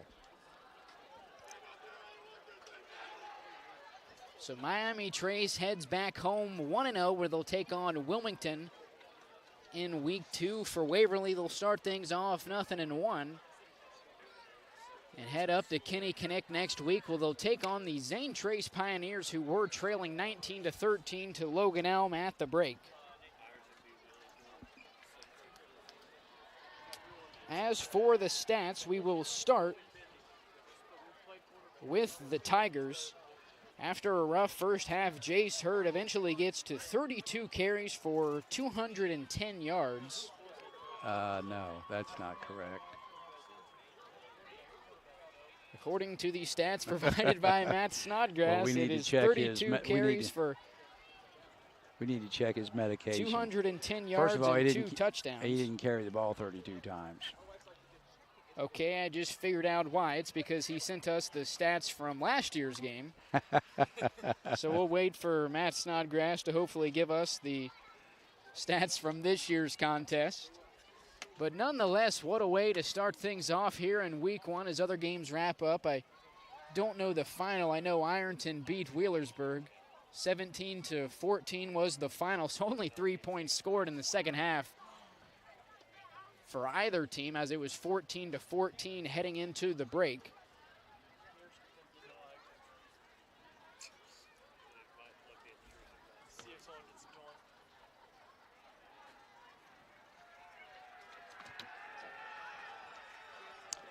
We'll try that again.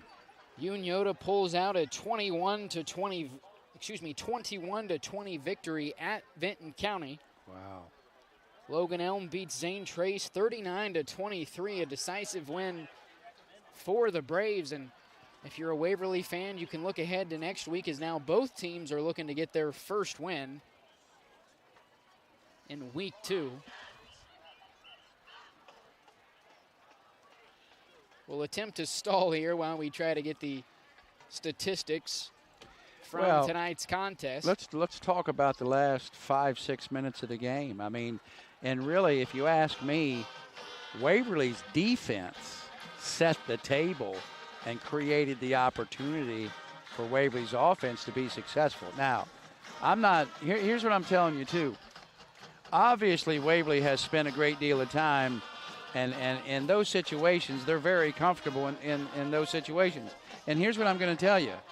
That wasn't no BS hook and lateral. That was run about as well as you can possibly run it. I mean, they ran Hurd out here on the motion. They ran a deep, I would call it a deep comeback.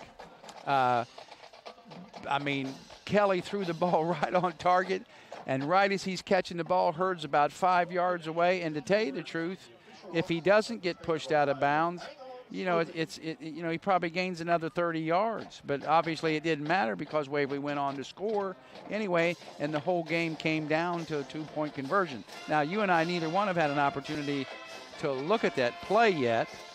We think the ball was thrown into the end. I think the ball was thrown into the end zone, and at one time it looked like he was going to come down with it, but the Miami Trace player basically looked like to me just dug the ball out. Now maybe the ball was never, completely in the way, and I think it was. What's the top three? What's his? Mason Sparks. I think it was Sparks that the ball was thrown to. I'm not sure he ever completely had it. There's no way he dropped the ball. The ball was definitely either pulled out, knocked out, or wasn't ever completely controlled by him. But from the angle we had, which I have a absolute dead-on angle of the play from where we're sitting, I think the pressure came from outside of Sparks.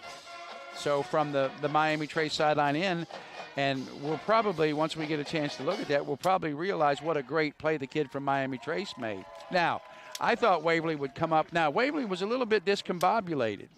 You know, they ran their 11th player on the field, and they kind of bounced around a little bit to get in the formation.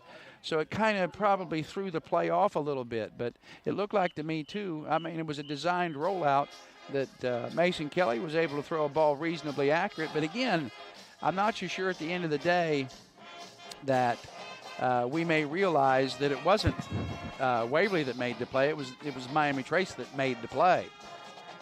A quick look back on the scoring summary from tonight's 27-26 final. Miami Trace started things off with a 21-yard touchdown from Robinette to Stuckey. The Mavis PAT was good, followed up by a Waverly 34-yard passing touchdown from Mason Kelly to Cody Swords. A muffed PAT, or I should say a muffed snap on the PAT, resulted in that try being no good. And then the following drive, the Panthers would strike back with an 8-yard passing touchdown from Trey Robinette to Garrett Guest. The Mavis PAT was no good, and then Waverly would round out the first half scoring with an 11-yard passing touchdown from Mason Kelly to Cody Swords. The Houck PAT was good, and that sent us to the break, tied up at 13 apiece. Coming out of the half, a 23-yard rushing touchdown by LeBeau. The PAT was good. That put Miami Trace out in front 20-13. And then right tackle Brady Sheets with a Miami Trace Panther recovery in the end zone, resulting in a touchdown. The Mavis PAT was good there as well, which allowed the Panthers to take a 27-13 lead. Ladies and gentlemen, please rise for the playing of Dr. Phil Office arrangement of pass. And then quarterback Mason Kelly would hook up with Mason Pollard from 15 yards out on a touchdown pass. The PAT was good. And then we go all the way down to the final Tiger drive of the night, where Mason Kelly hooked up with Lane Bear on a 43-yard touchdown reception. The 2-point try was no good, and Miami Trace hung on for a 27-26 final. We'll take a quick break and give our stats guy a moment to maybe get us our stats. If not, we may have to wait until the post game and check out on Twitter for the final stats from tonight's contest. We'll be back after this. You're watching Ohio High School football on Southern Ohio Sports Authority, presented by Ohio Health. See everything Southern Ohio Sports Authority presented by Ohio Health has to offer by visiting our website at sosaohio.com for complete coverage of area athletes and teams, including game stories, features, live streams of games, player and coach interviews, nightly scores, area standings, and much more. You can even view and purchase action photos from our more than 100 galleries. That's SOSAOhio.com for the best local sports coverage around.